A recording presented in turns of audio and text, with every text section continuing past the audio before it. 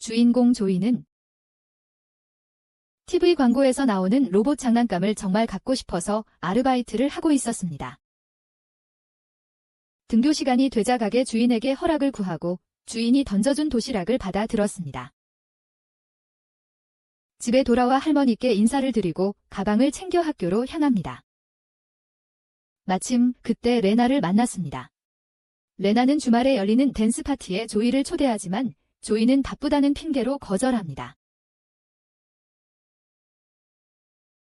갑자기 레나의 오빠가 나타나 조이를 괴롭히며 쓸모없다고 놀리고 언제나 동생 옆에만 있다고 비난합니다.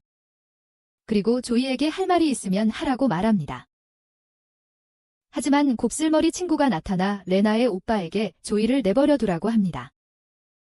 다리가 부러졌음에도 불구하고 그의 말에는 무게가 있었기에 레나의 오빠는 물러섰다. 조이가 스스로 맞서지 않으면 계속 괴롭힘을 당할 거라고 생각했다. 그의 소극적인 성격이 괴롭힘의 원인이기 때문이다. 하지만 조이는 싸우고 싶지 않았기에 저항하지 않기로 했다. 수업 시간에 조이는 갖고 싶은 장난감을 그림으로 그리고 있었고 곱슬머리 친구는 더 멋있게 보이도록 날개를 달아보라고 제안했다. 그러자 선생님께 주의를 받았다. 방과 후 그는 병원으로 달려갔다. 의사는 조이에게 자신이 역사상 가장 위대한 업적을 달성했다고 자랑했다. 그는 행성 하나하나를 스캔하며 며칠이고 신호 송신기 옆에 앉아 이제 막 외계 종족과 접촉했다고 밝혔다. 조이는 재밌어 하지만 일 때문에 일찍 가야 한다. 그러다 곱슬머리 친구를 다시 만나고 그 친구가 사이라는 걸 알게 된다. 사이는 조이가 레나의 형이 묘사한 것과 전혀 다르다고 생각한다. 조이는 할머니를 돕기 위해 일찍 일을 하고 있었지만 윌처럼 버릇없는 부잣집 아이는 육체 노동을 해본 적이 없을 것이다. 그들은 조이가 갖고 싶어하는 로봇 장난감을 가지고 노는 부잣집 아이들을 만난다. 하지만 아이들은 계속 싸우다가 로봇이 도로로 나가 차에 부서진다. 장난감이 부서졌음에도 불구하고 아이들은 아무렇지도 않게 쓰레기통에 버린다.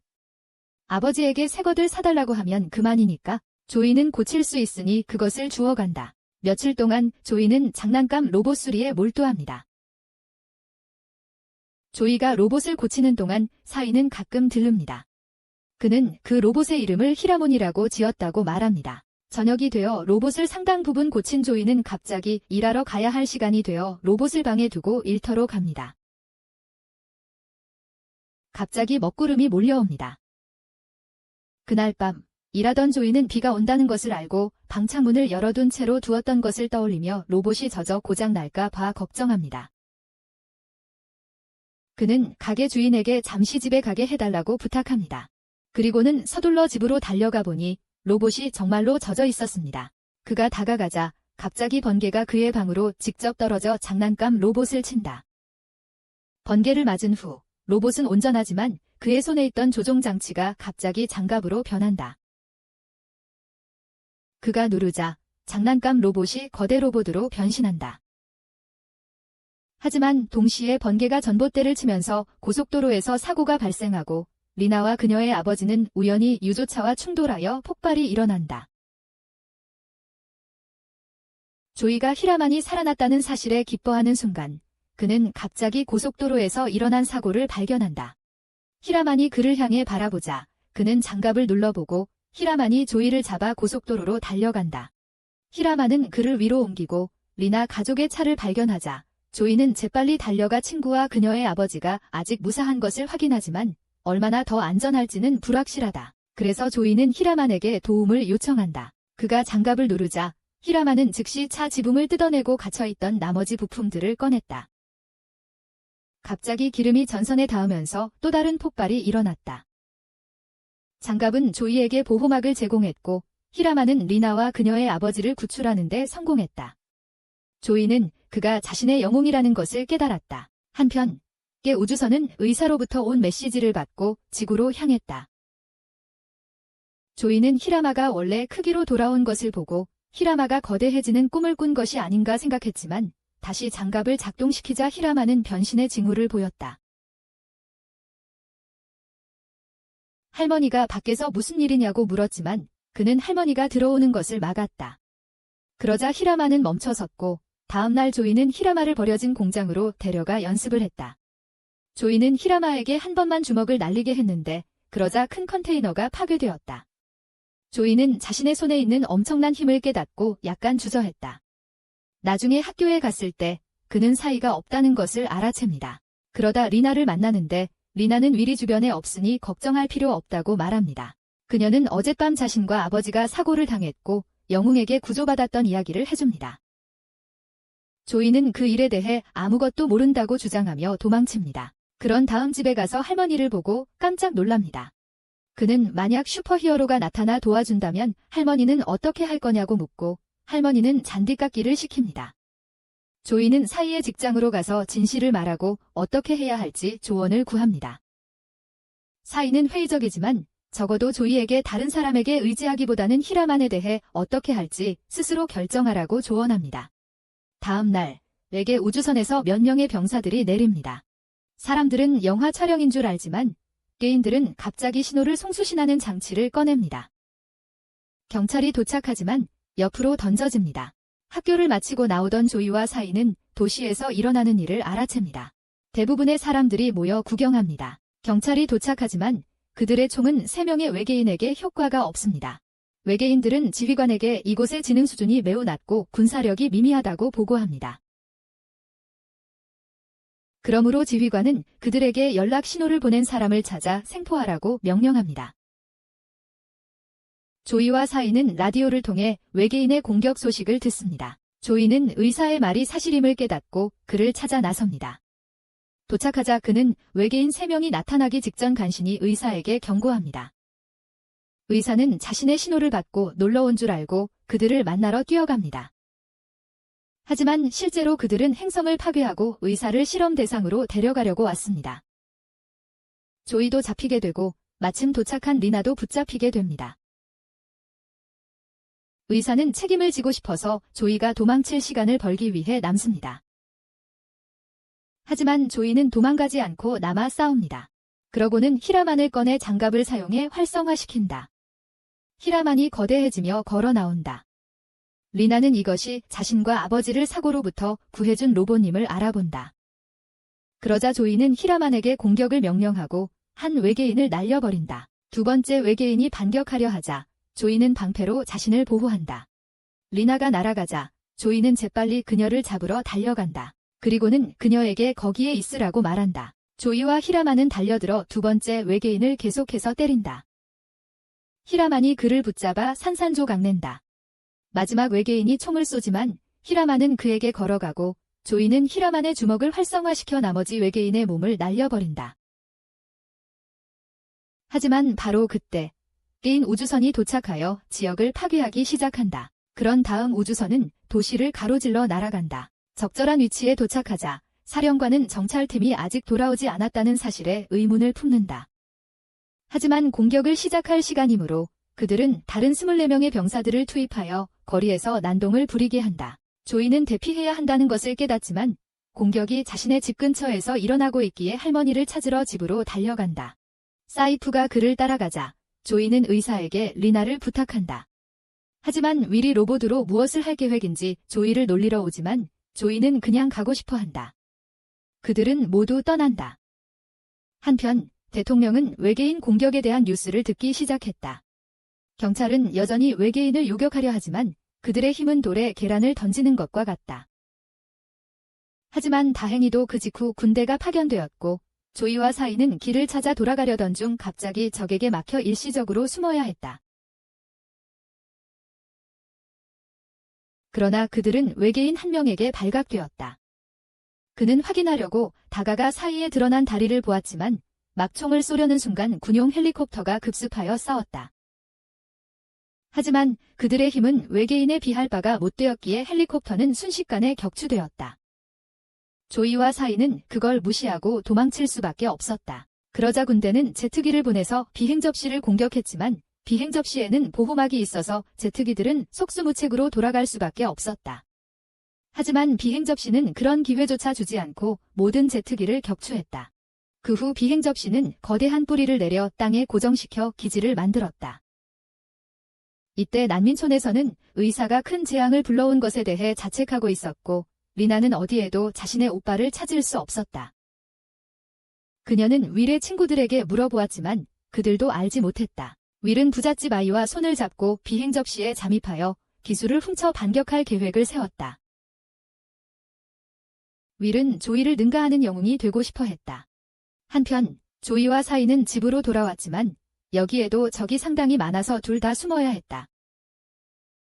하지만 이제 가만히 있으면 조이의 할머니가 위험해질 것 같아 조이는 적의 주의를 끌기 위해 뛰쳐나가 자신에게 집중하도록 유인했다.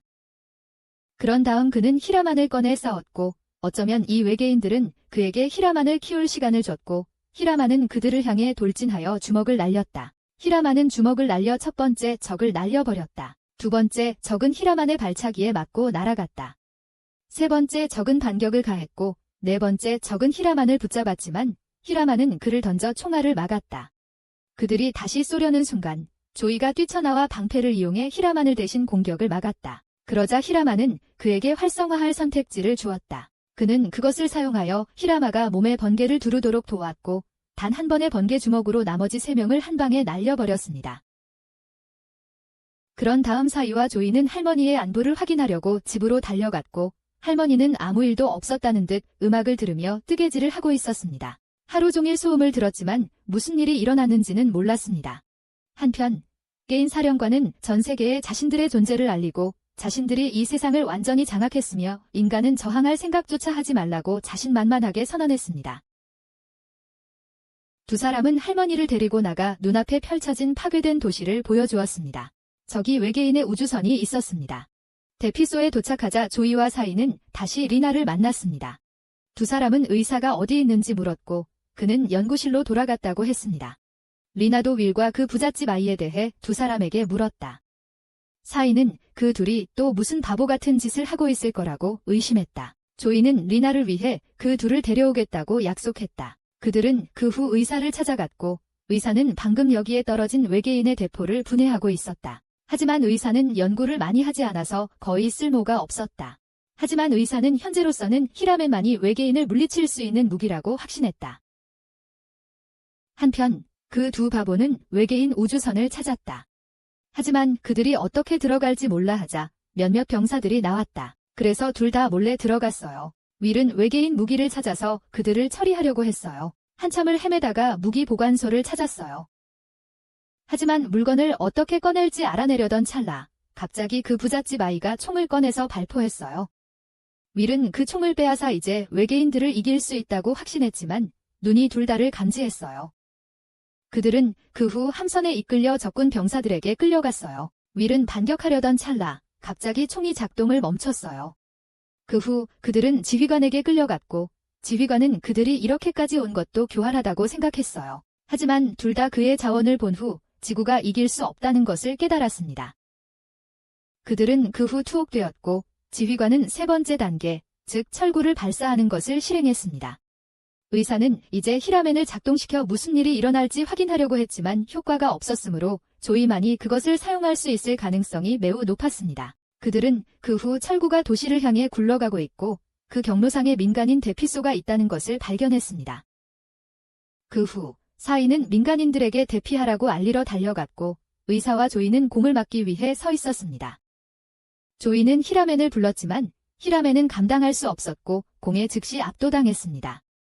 하지만 아직 괜찮았기 때문에 히라맨은 그것을 뒤쫓아 공을 막으려고 쳤지만 대부분의 방법이 소용없었고 그래서 의사는 구멍이 필요하다는 것을 깨달았고 근처에 사람들이 지하철 터널을 건설하고 있는 곳이 있었습니다. 그래서 조이는 히라맨이 공사 중인 지면을 뚫고 공이 떨어지게 만들었습니다. 하지만 그 공은 가시가 돋치더니 구멍에서 밀려나와 계속 굴러갔습니다. 이때 의사는 더 이상 방법이 없었습니다. 공이 대피가 아직 완료되지 않은 쉘터 쪽으로 너무 빠르게 굴러오고 있었기 때문입니다. 사이는 대피를 서둘렀지만 히라맨은 일어서서 공을 계속해서 주먹으로 쳤습니다. 너무 세게 쳐서 한쪽 손이 부서졌지만 히라맨은 오른손마저 완전히 부서질 때까지 계속 쳤습니다. 조이는 히라맨이 너무 안쓰러웠지만 그 모습에서 힘을 얻고 그를 믿었습니다. 그리고는 힘을 발휘하여 히라맨을 더 크고 강하게 만들어 공을 견딜 수 있게 했습니다. 바로 그 후 사이는 모든 사람이 대피했다고 보고했고 히라메는 공을 계속 굴러가게 했습니다. 외계인 지휘관은 인간들이 저항할 무언가를 가지기 시작했다는 것을 깨달았지만 조이의 그룹은 이제 그 공을 처리할 방법을 찾아야 했습니다. 이 순간 지휘관은 히라맨을 완전히 처리하기 위해 몇 개의 공을 더 떨어뜨렸습니다. 조이는 히라맨과 싸우려던 참이었지만 의사가 그들에게 특별한 계획이 필요하다며 그를 멈췄습니다. 당장은 히라맨에게만 의존하기보다는 히라맨이 공을 단순히 파괴할 수 없다는 것을 분명히 확인했으므로 이 공들을 먼저 처리할 방법을 찾아야 했습니다. 그래서 이제 그들은 후퇴하여 구체적인 전략을 세울 필요가 있었습니다. 한편 윌은 탈출하기 위해 감옥에서 탈출하려고 애쓰는 동안 그의 뒤에 있는 부잣집 아이는 그들이 실험 대상이 될 것이라고 불평하며 신음했습니다. 하지만 윌은 지휘관이 다른 의도를 가지고 있다고 생각했습니다. 만약 그들을 죽이고 싶었다면 이미 그랬을 테니까요. 지휘관은 이제 히라맨이 자신에게 맞설 수 있는 유일한 존재임을 깨달았고 따라서 이 위협을 우선적으로 처리하기로 했습니다. 두 바보는 여전히 감옥에 있었는데 갑자기 감방이 아래로 뚝 떨어지고 둘 다 군인들에게 호송되어 끌려갔습니다. 부잣집 아이가 윌을 탓하며 둘 다 이 곤경에 처하게 됐다고 말했다. 그들은 이후 히라맨에게 패배한 외계인들의 잔해가 가득한 방으로 끌려갔다. 완전히 죽은 건 아니고 일시적으로 전투 능력을 잃은 것으로 보였다. 한편 조이는 히라맨의 손을 수리하고 기분이 나아졌다. 하지만 전기가 끊겨서 의사는 조이가 페달을 밟아 전기를 생산하는 발전기를 가져왔다. 그러고 나서 분석하고 전략을 세우는 계획을 시작했다. 첫 번째로 군사통신 시스템에 침투하여 도청해야 했다. 군대는 이제 공을 파괴하려고 필사적이었지만 속수무책이었다. 의사는 총 5개의 공이 있었고 그 공들이 5방향으로 흩어져 혼란을 야기하는 것을 알아챘습니다. 조이는 뭔가를 하러 나가기로 결정했는데 바로 그때 군대에서 그 비행 접시에서 수천 명의 병사들이 기지 밖으로 행진하는 것을 감지했기 때문입니다. 조이는 이 보병들을 처리하기 위해 뭔가를 시도할 것이고 사이도 지원하기 위해 함께 갈 것입니다. 의사는 사이에게 음향 증폭 시스템이 장착된 기타를 건네주었는데 이는 이 외계인들의 의사소통 방식이 음파를 통해 이루어진다는 것을 의사가 알아챘기 때문입니다. 이 주파수는 인간이 들을 수 있는 것보다 낮았기 때문에 그들은 단지 매우 큰 소리를 사용하여 그들을 방해하기만 하면 되었습니다. 다음 날 아침, 사이는 게릴라 전술을 사용하여 적군 일부를 제거하기로 결정했고 그들은 또한 자신의 위치 노출을 최소화해야 했습니다. 그들은 그때 외계인 3명이 혼자 있는 것을 발견했고 히라마는 그들을 처리하기 위해 뛰쳐나갔습니다. 다른 3명이 그 후에 달려왔지만 사이가 차를 몰고 와서 기타를 연주하자 그들에게 부딪혔습니다. 과연 그들은 너무 큰 소리에 깜짝 놀랐고 히라마는 그들을 쉽게 제압할 수 있었습니다. 지휘관은 히라만이 다시 활동하고 있다는 것을 알고 병사들에게 히라만의 위치를 찾아 그곳의 병력을 집중시켜 제압하라고 명령했습니다. 하지만 게릴라 전술과 끊임없는 이동으로 적은 조이의 부대 위치를 파악할 수 없었고 지휘관은 총공격을 결심했습니다. 조이는 우연히 리나를 다시 만났고 리나는 윌을 찾고 있다고 말했습니다. 조이는 전투가 끝난 후 가만히 기다리라고 했지만 리나는 여기 있는 것보다 함께 있는 것이 더 안전하다고 생각하며 조이와 함께 가려고 했습니다. 마음에 드는 여자가 그렇게 말하니 조이는 마지못해 그녀를 따라가게 했습니다. 사이도 리나를 만났지만 왜 그녀가 여기에 있는지 이해하지 못했고 조이는 할 말을 잃었기에 사이는 스스로 그 이유를 짐작했습니다.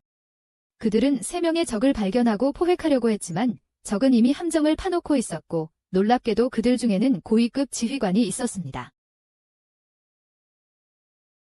그러자 그 지휘관은 조이 일행을 지하철 터널로 내려가게 한 뒤 그들이 지상으로 돌아오자마자 부대를 이끌고 길을 막았습니다.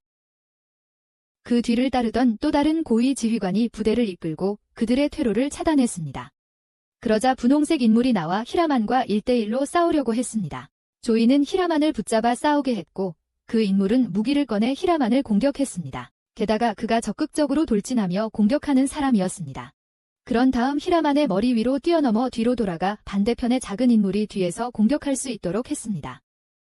조이는 방패로 제때 방어하고 사이가 기타로 원거리 저격수를 기절시켜 히라만이 분홍색 인물을 빠르게 처리할 수 있도록 했습니다.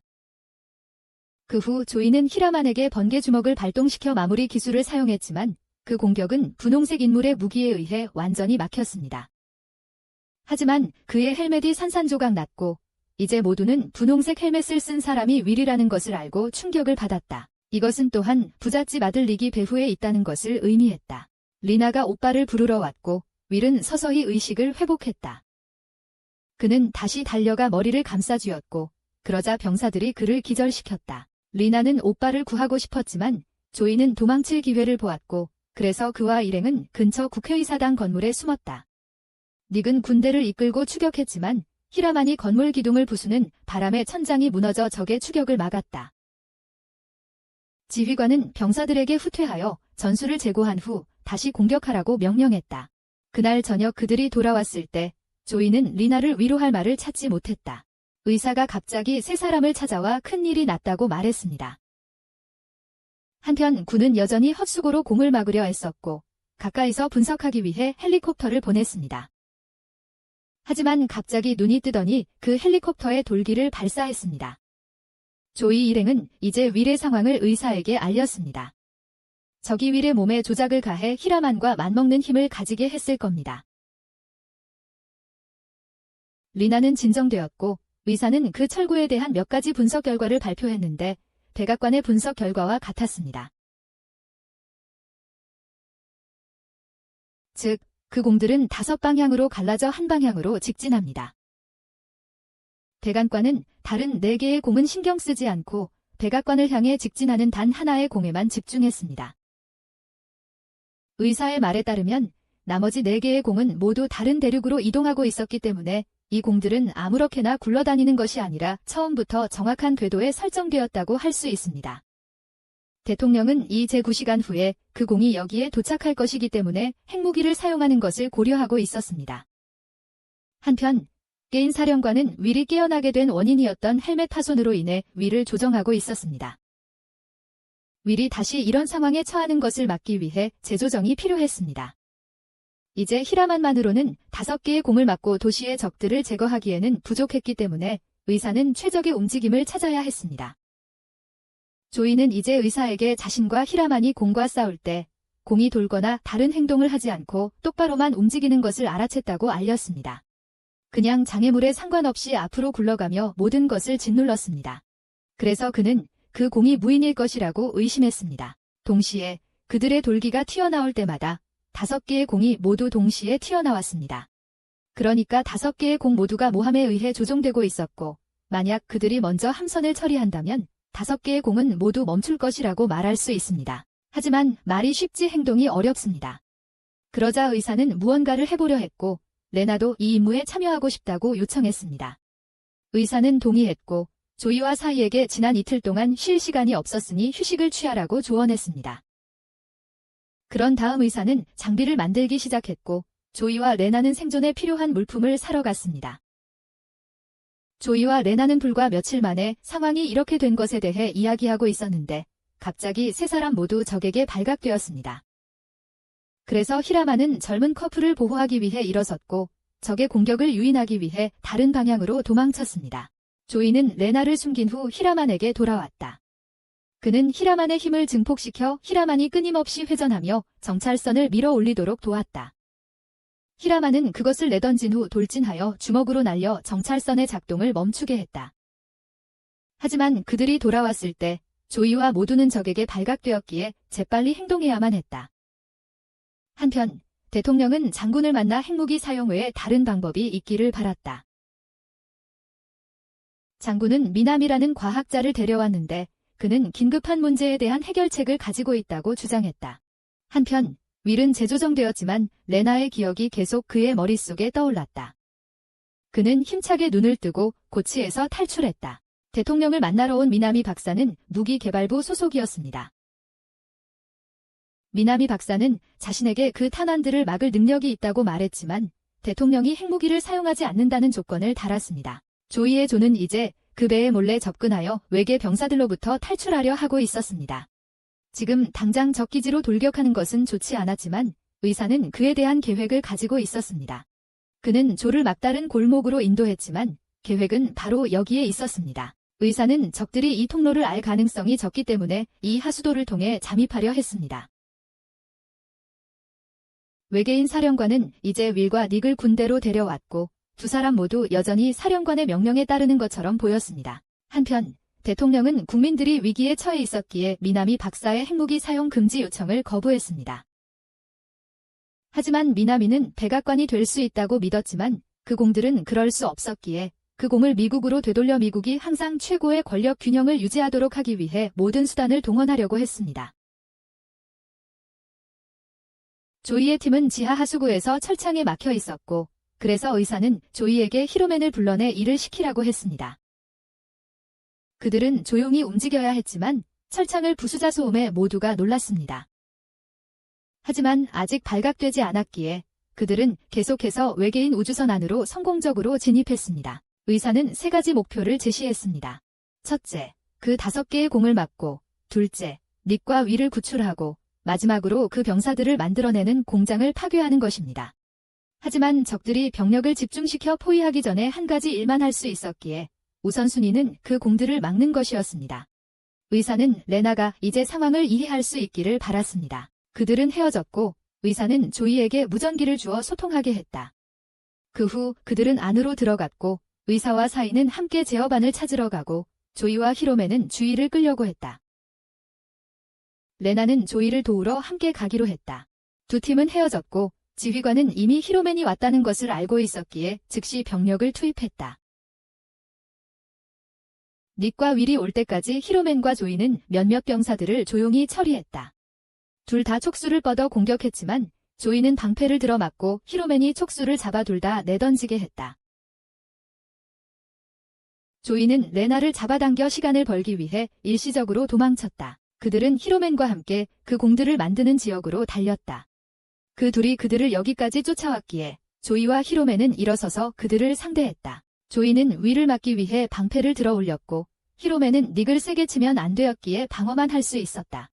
그러자 윌은 방패를 부수고 조이를 밀쳐냈고 조이를 끝장내려고 달려들려던 찰나 레나가 윌을 불렀고 그로 인해 윌은 잠시 속도를 늦췄고 조이는 다시 방패를 들어 올려 윌을 격퇴했다. 윌의 헬멧은 다시 부서졌고 히로맨은 이제 뒤돌아서 닉의 머리를 잡고 헬멧을 부쉈다.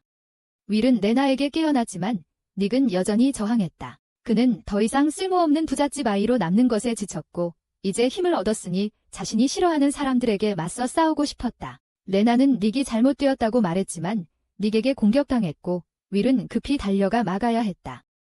윌은 닉을 밀쳐냈다. 지휘관은 여전히 인간들을 완벽히 통제하지 못해 경로했고 병사들에게 모든 것을 파괴하라고 명령했다. 공장 전체가 붕괴되기 시작했고 조이의 팀은 뒤돌아서 도망쳐야 했다. 닉은 뒤에 남았다가 떨어지는 구체에 머리를 맞았다. 의사는 조이에게 연락을 취했지만 조이는 통신기를 떨어뜨려 응답할 수 없었다. 구체는 계속 굴러가고 있었고 마나미 박사는 부하들을 만나 1시간 후에 계획 준비를 지시했다. 그는 어떤 일이 있어도 그 구체를 손에 넣겠다는 결심을 했다. 박사와 사이는 이때쯤 더 높은 곳으로 올라갔지만 여전히 구체를 멈출 위치를 몰랐다.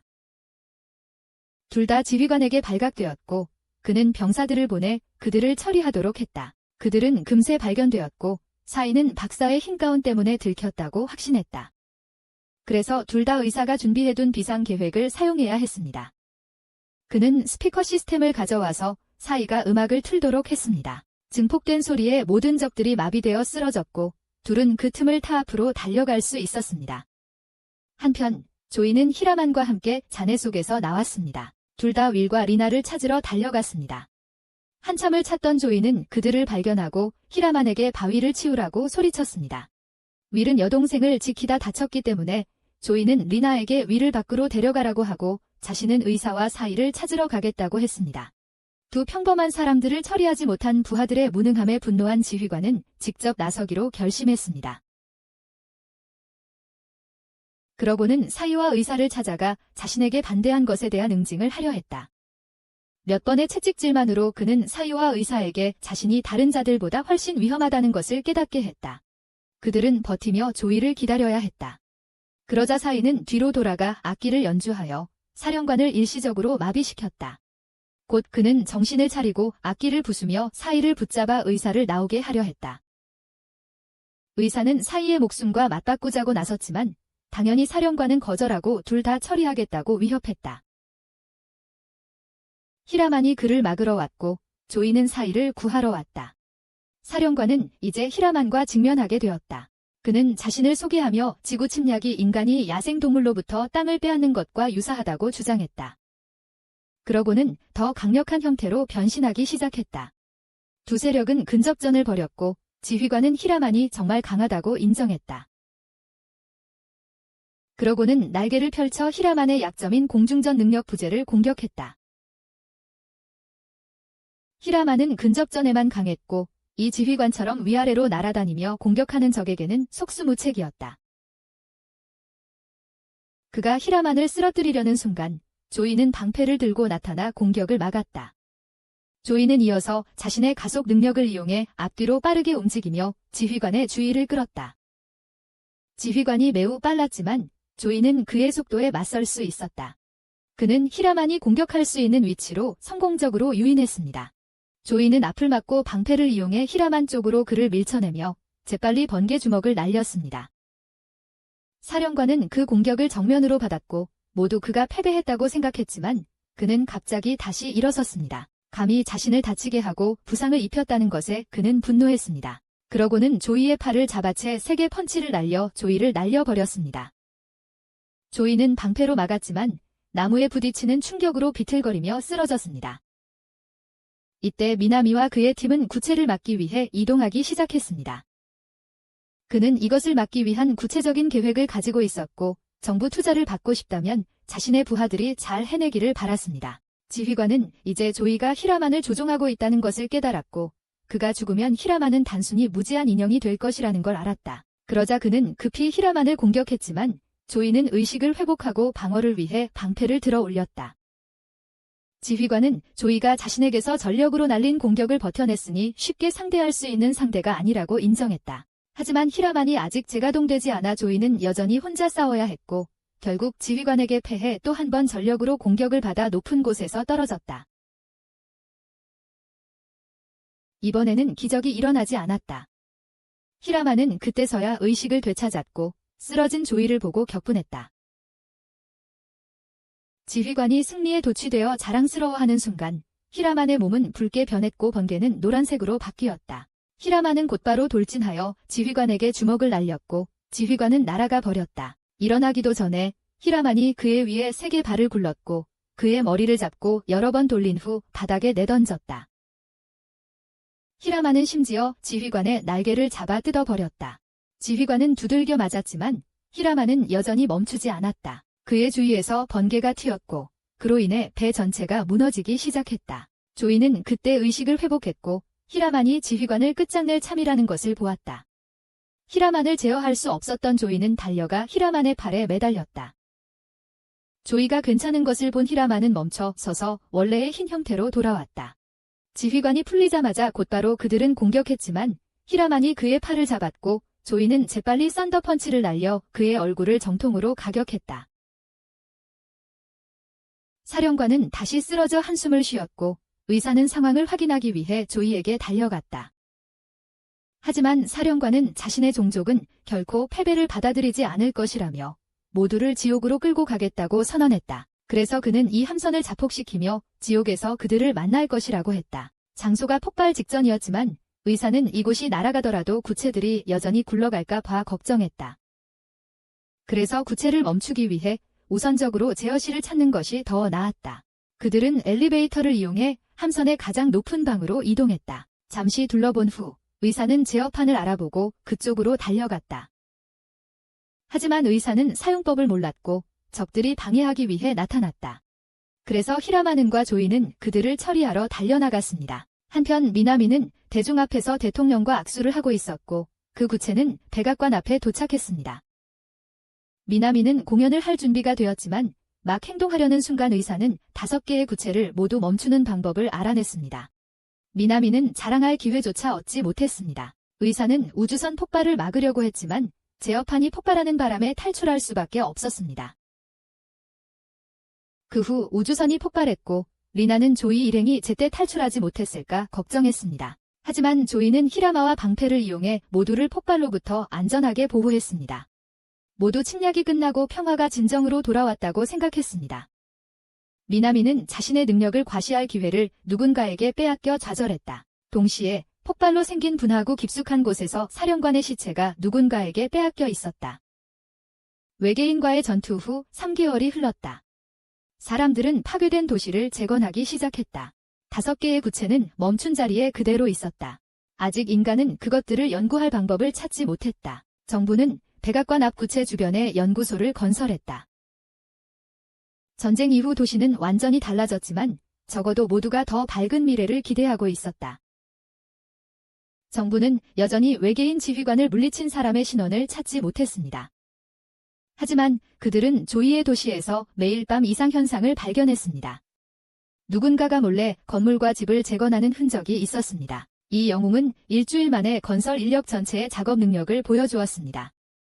하지만 장관은 카메라에 영웅의 발이 찍힌 것을 보고 이 영웅이 언제나 그들의 동맹이 아닐 수도 있다는 점을 걱정했습니다. 대부분의 시청자는 이것이 히로몬이라는 것을 알았을 겁니다. 인간이 아니라는 사실에 근거하여 장관은 언젠가 히로몬이 국가 전체에 위협이 될 수 있다고 걱정했습니다. 한편 미나미는 지루한 도시 재건 작업을 해야 한다고 불평했습니다. 그는 또한 자신의 능력을 과시할 기회를 망친 사람에게 분노했습니다. 리나의 경우 전쟁이 끝난 후 윌은 인간들과 이런 모습으로 함께 살고 싶지 않아서 떠났다. 어머니는 여전히 윌이 돌아올 거라고 믿었지만 아버지는 윌을 잊으려고 노력했다. 그 후 리나는 다시 조이를 만났고 그가 지쳐 보이는 것을 알았다. 조이는 리나에게 도움이 필요한지 물었지만 리나는 그를 함께 어울리자고 초대하고 싶었다. 하지만 수업이 시작하려고 해서 조이와 사이는 수업에 갔다. 수업 시간에 조이는 매일 밤 도시를 도와야 했기 때문에 계속 졸았다. 하루 종일 리나는 조이를 함께 어울리자고 초대할 기회를 찾으려고 애썼지만 계속해서 장애물에 부딪혔다. 그래서 학교가 끝날 무렵 리나는 누가 방해하든 조이를 꼭 초대하기로 결심했다. 조이를 만난 사이는 그가 자신들을 둘 다 붙잡고 있는 것처럼 느꼈다. 하지만 조이는 곧 일할 시간이 다 되었다는 것을 알아채고 먼저 가려고 했다. 리나는 빨리 말하려던 찰나 아버지의 전화를 받아 기회를 놓쳤다. 그날 저녁 조이가 일하는 식당에는 도시 재건을 돕는 노동자 팀이 찾아왔다. 팀장은 누군가가 매일 밤 도시 재건을 돕고 있다고 언급했다. 하지만 조이는 그 주제를 피하며 그저 소문일 거라고 말했다. 조이는 들키고 싶지 않다면 이런 도움을 앞으로 줄여야 한다는 것을 알고 있었다. 밤에는 히로몬과 의사와 함께 전투 협력 훈련을 했다. 조이는 외계인들이 떠났는데 왜 싸워야 하는지 의아해했다. 하지만 의사는 외계인만이 그가 직면해야 할 위험이 아니라고 설명했다. 의사는 조이만이 히로몬을 통제할 수 있다고 믿었고 그래서 그만이 할 수 있는 일들이 있었다.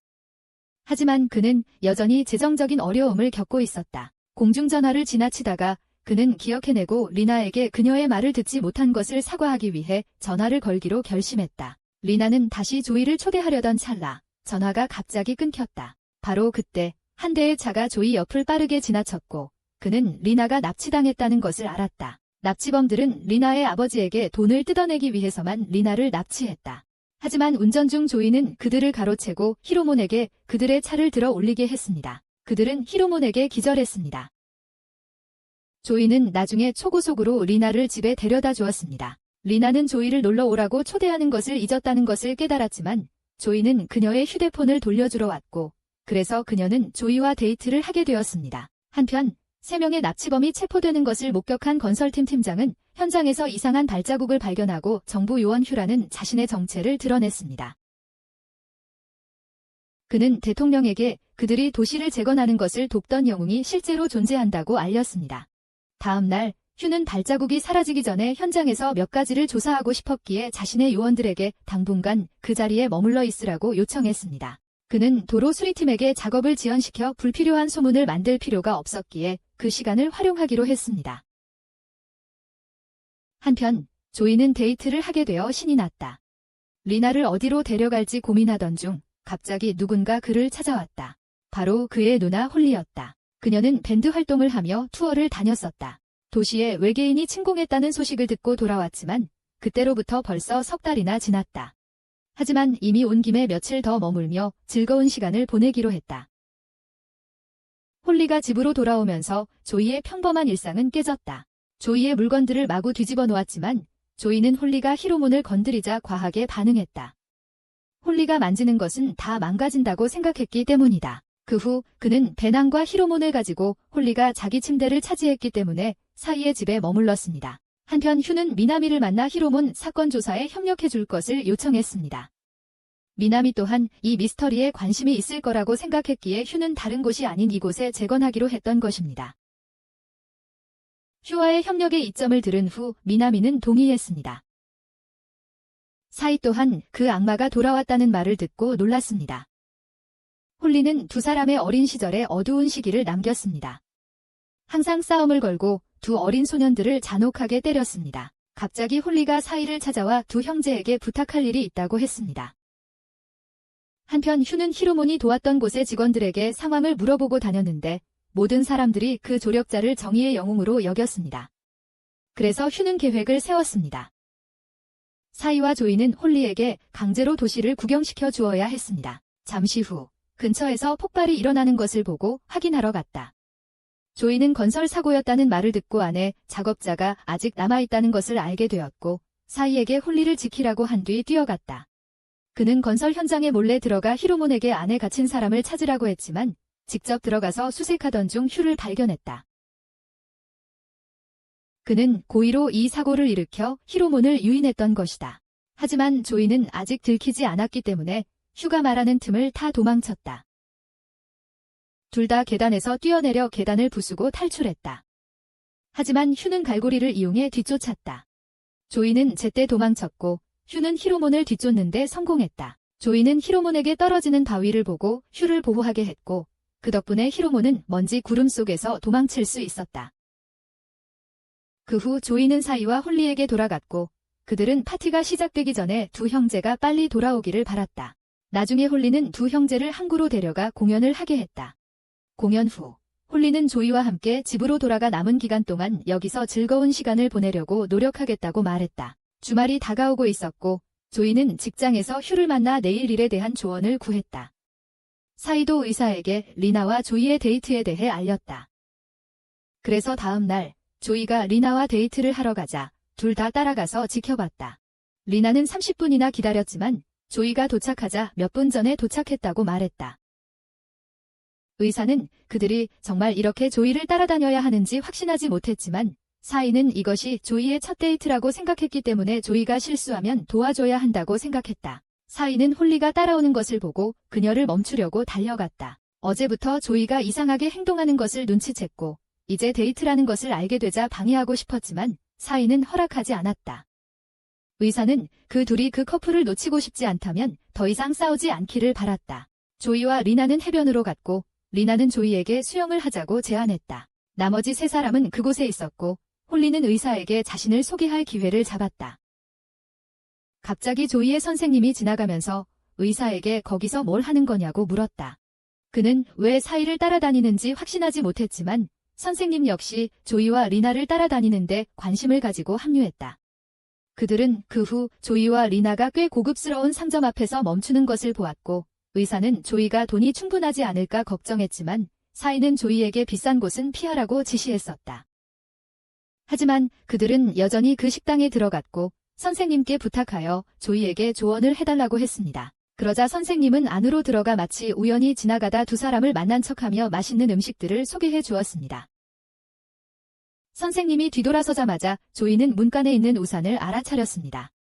그 후 리나와 함께 식사를 하고 떠났습니다. 이번에는 리나가 계산을 했고 그는 자신이 뒤쫓기고 있다는 사실을 알게 되었습니다. 그래서 조이는 리나를 쇼핑몰로 데려가 한동안 즐거운 시간을 보냈습니다. 기회가 되자마자 조이는 리나의 손을 잡고 함께 도망쳤습니다. 뒤따르던 무리는 들키자 즉시 그들을 쫓아갔습니다. 조이는 엘리베이터를 탔고 홀리는 조이를 따라잡기 위해 계단으로 내려갔다. 하지만 그녀가 내려왔을 때 조이는 이미 사라진 후였다. 그는 리나를 밖으로 데리고 나왔고 갑자기 건설 로봇이 제어 불능 상태라는 뉴스가 떴다. 리나는 조이가 떠나려는 것을 알았지만 그는 그녀에게 놀이공원 티켓을 주며 데이트를 계속하겠다고 약속했다. 그런 다음 그는 건설 로봇으로 가서 히라만을 투입했다. 하지만 한바탕 싸움 후에 그는 그 로봇이 제어 불능 상태가 아니라 누군가 조종하고 있다는 것을 깨달았다. 사실 그것은 그를 유인하기 위한 함정이었고 그는 재빨리 해결하려 했다. 그 후 그는 철골 구조물에 올라탔지만 뉴스 헬리콥터의 카메라에 포착되었다. 하지만 그는 재빨리 히라만을 움직여 로봇의 틈으로 뛰어들게 한 후 로봇의 팔 하나를 뜯어냈다. 바로 그 후 그는 번개처럼 빠른 주먹으로 로봇의 작동을 멈추게 한 뒤 히라만을 불러 도망쳤다. 그런 다음 그는 놀이공원으로 돌아와 자신을 기다리고 있던 리나를 찾았지만 공원은 문을 닫았다. 그는 히라만을 이용해 둘 다 대관람차에 태운 후 히라만에게 전기를 이용해 다시 작동시키게 했다. 그는 휴에게서 데이트에 대한 조언, 즉 자연스럽게 흘러가도록 내버려 두라는 조언을 얻어 매우 고마워했다. 한편 휴는 미나미가 히라만과의 싸움 중에 촬영한 영상을 분석하던 중 우연히 근처에 있는 조이를 발견했다. 다음 날 휴는 경찰을 이끌고 조이의 집을 포위하여 그를 체포했다. 하지만 휴는 소란을 피우고 싶지 않았기에 정문으로 들어가 홀리와 만났다. 그가 조이에 대해 물었고 그녀는 집에서 찾아보라고 했습니다. 그래서 경찰들이 수색을 위해 들어갔지만 조이를 어디에서도 찾을 수 없었습니다. 그래서 휴는 그들에게 현지 경찰에 연락하여 수색하도록 했습니다. 8시간 전 조이가 리나와 데이트를 마치고 돌아와 짝사랑하는 사람을 생각하며 잠들었을 때 의사가 갑자기 전화를 걸었는데 평소와 다른 목소리였습니다. 조이는 의사가 비상 코드를 사용하고 있음을 알아챘고 그 역시 코드로 응답하여 비밀 장소에서 의사를 만나기로 했습니다. 그러고 나서 그는 길 건너편에 검은 트럭이 있는 것을 발견하고 홀리를 깨워 도움을 요청했습니다. 그녀는 몽유병자인 척하며 밖으로 뛰어나가 조이가 도망칠 시간을 벌었습니다. 그는 나중에 의사와 시를 만났고 그들은 정부가 히어로맨과 조이를 조사하기 시작했으며 그들의 신원이 노출되었을 것이라고 알렸습니다. 시가 완전히 이해하지 못하자 조이는 어제 건물 붕괴 사건과 통제 불능 상태에 빠진 건설 로봇 뒤에 정부가 있다고 설명했다. 조이는 정부에 설명해야 한다고 생각했지만 의사는 어제 일 이후 헤로맨이 법 집행관에 저항했다는 혐의를 받고 악당으로 여겨지고 있다고 말했다. 헤로맨이 아무 잘못도 하지 않았지만 아무도 신경 쓰지 않았다. 정부는 헤로맨이 외계 세력의 잔재라고 믿었다. 지금은 조이와 헤로맨의 안전이 최우선이었고 시는 조이가 무엇을 위해 싸워왔는지 궁금해졌다. 의사는 지금 도망치면 아직 시간이 있지만 여기서 붙잡히면 모든 것이 끝날 거라고 생각했다. 그들은 함께 떠나기로 결정했다. 다음 날 아침 의사는 인구 밀도가 낮은 지역에 있는 친구 집으로 향하며 그들을 숨기기 위해 차로 데려갔다. 그들이 지금 해야 할 일은 봉쇄된 도시에서 빠져나가는 것이었다. 언론은 허위 정보를 보도해야 한다며 TV 방송국에 항의했지만 아무도 정부 명령에 반박할 수 없었다. 한편 휴는 홀리에게 질문하기 시작했지만 그녀는 처음부터 히어로맨에 대해 아무것도 몰랐기 때문에 휴는 조이가 어떤 사람인지에 대해서만 물을 수 있었다. 어젯밤 조이는 그녀를 깨워 한동안 집에 못 온다고 전화해서 할머니를 부탁했다. 의사는 이제 도처에 있는 검문소 때문에 길을 찾기가 어려워졌다. 조이는 안전을 위해 혼자 가야 한다고 생각했고 다른 사람들이 연루되는 것을 원치 않았지만 둘 다 그의 팀원이 되기로 선택했기 때문에 조이는 그들을 데리고 가야만 했다. 의사는 히어로맨의 힘을 이용하는 계획을 세웠다. 홀리가 아무것도 모른다는 것을 알게 된 휴는 다른 방향으로 조사하기로 했다. 의사는 그룹을 2개의 검문소가 있는 왕복 2차선 도로로 안내했고 히어로맨과 조이는 한쪽 도로에서 주의를 끌어 의사가 다른 도로로 도망칠 기회를 만들려고 했습니다. 일단 끝나면 히어로맨과 조이는 도망쳐 경찰을 따돌린 후 만나기로 했습니다. 그러자 조이와 히어로맨은 행동에 나서 변신했고 휴는 조이가 어디에 숨을지 예상하기 위해 도망자의 입장이 되어 보기로 했습니다. 갑자기 그는 히어로맨이 산 근처에 나타났다는 소식을 들었습니다. 히어로맨은 경찰보다 먼저 도착해 총을 쏘도록 유도했고 조이는 도로 옆에 숨어 이동을 시작했습니다. 사이의 그룹은 경찰이 움직이기 시작하자 행동할 준비를 했습니다. 그러자 의사는 곧장 차를 몰고 나가고 사이는 경찰을 속이기 위해 폭죽을 터뜨렸습니다. 의사가 검문소를 뚫고 떠나는 것을 돕고 사이는 조이에게 달릴 준비를 하라고 알렸습니다. 경찰들을 유인해 추격하게 만든 후 조이는 히어로맨에게 경찰 무기를 모두 흡수하게 한 다음 박살냈다. 경찰들은 도망쳤지만 휴와 헬리콥터들이 도착했다. 조이와 히어로맨은 산비탈을 뛰어내렸고 휴는 여전히 조이를 추격하고 포위하라고 명령했다. 그는 나중에 근처 탄광을 발견하고 히어로맨과 함께 그 안에 숨었다. 휴는 그곳이 조이의 아버지가 일하던 곳임을 알고 있었기에 그곳에서는 조이를 잡을 수 없다는 것을 알고 물러서야 했다. 조이는 나중에 사이와 의사와 재회하여 함께 도망치는 것을 계속했다. 조이는 그 도시를 지키려고 했던 자신이 무엇을 잘못했는지 이해하지 못했다. 의사는 검문소를 녹화했기 때문에 이제 추격을 걱정할 필요가 없다고 말했다. 이제 그들은 목적지에 무사히 도착해서 매우 경계해야 했습니다. 히어로맨의 누명을 벗기려면 앞으로 많은 고난과 어려움이 기다리고 있었습니다. 그 길을 헤쳐나가려면 히어로맨의 힘이 필요했고 가능하다면 히어로맨의 힘을 강화할 방법도 찾아야 했습니다. 하지만 우선 먹을 것을 구해야 했습니다. 휴는 이제 조이가 도시를 떠났을 것이므로 부하들에게 탄광을 더 이상 수색하지 말라고 지시했습니다. 그들은 또한 의사의 차를 감시하고 있었고 휴는 이제 조이가 실수할 때까지 기다릴 수밖에 없었습니다. 갑자기 메나미가 무슨 일인가를 상의하려고 휴를 찾아왔습니다. 조이의 일행은 이제 저녁 식사를 위해 한 상점에 들렀습니다. 갑자기 세 사람은 경찰이 조이와 의사의 실종 사건에 대한 뉴스를 게시하기 시작했고 정부에서 수배 중인 인물의 사건과 관련이 있다고 의심하고 있다는 것을 알게 되었습니다. 세 사람은 서둘러 다른 사람들에게 발각되기 전에 떠나기로 했습니다. 이제부터는 들키지 않으려면 음식을 적게 먹어야 할 것 같았습니다. 다음 날 조이와 의사는 간단히 변장을 하고 식료품을 사러 슈퍼마켓에 갔습니다. 쇼핑하는 동안 사람들이 히어로맨에 대해 계속해서 나쁜 소리를 해대자 조이는 매우 짜증이 났습니다. 그러자 그는 침묵을 지키고 의사 혼자 쇼핑하도록 내버려 두었습니다. 그는 화장실에 간다고 허락을 구했지만 몰래 공중전화로 레나에게 전화를 걸었습니다. 그리고 레나의 안부를 물은 후 몇 가지 부탁을 하고 전화를 끊었습니다. 휴는 나중에 전화를 추적하여 사람들을 시켜 의사의 차를 찾아 뒤쫓게 했습니다. 미나미 박사는 그에게 조이에게 신경 덜 쓰고 대신 자신을 위해 히어로맨을 찾으라고 했습니다. 하지만 그곳에서 권한을 가진 사람은 그였습니다. 조이의 일행은 나중에 마을에 들어가 주민이 아무도 없다는 것을 알게 되었습니다. 그들이 자신들이 발각되었다는 것을 깨닫자 의사는 총에 맞지 않으려고 차를 급하게 돌렸습니다. 장갑차와 군인들이 도로를 막았지만 의사는 다른 방향으로 돌아 도망쳤습니다. 조이는 차에서 뛰어내려 히어로맨을 풀어 군인들을 막았습니다. 장갑차를 파괴한 후 히어로맨은 장갑차를 피한 후 잡아 군인들이 나오기를 기다린 후 세워 도로를 막았습니다. 조이와 히어로맨은 골목으로 달려들어 숨었다. 그는 나중에 사이와 의사가 숨어있던 곳으로 돌아왔다. 이제 그들은 이 거대한 차량으로 어떻게든 탈출해야 했다. 의사는 사이에게 적이 있는 기계를 작동시키라고 말했다. 그것은 군사통신 채널을 해킹하는 기계였다. 군이 그들을 추적하기 위해 위성을 사용할 계획임을 알고 의사는 기계를 작동시켰다. 휴는 이때 미나미가 군인들이 자유롭게 행동하게 내버려두고 자신의 명령을 무시하며 자신을 방해하고 있음을 알아챘다. 그러자 의사는 정부 위성에 해킹하여 모든 군인들을 한쪽으로 끌어들이라는 가짜 명령을 보내 그 반대 방향으로 탈출할 수 있게 했다. 휴는 나중에 병사들이 명령 없이 갑자기 동쪽으로 뛰는 것을 보고 조이가 서쪽으로 도망치고 있다는 것을 깨달았고 헬리콥터를 출동시켰습니다. 그들은 의사의 차를 포위했습니다. 그러자 의사는 잠시 후진하다가 돌진했습니다. 헬리콥터는 계속 추격하며 차를 뒤집으려고 사격했습니다.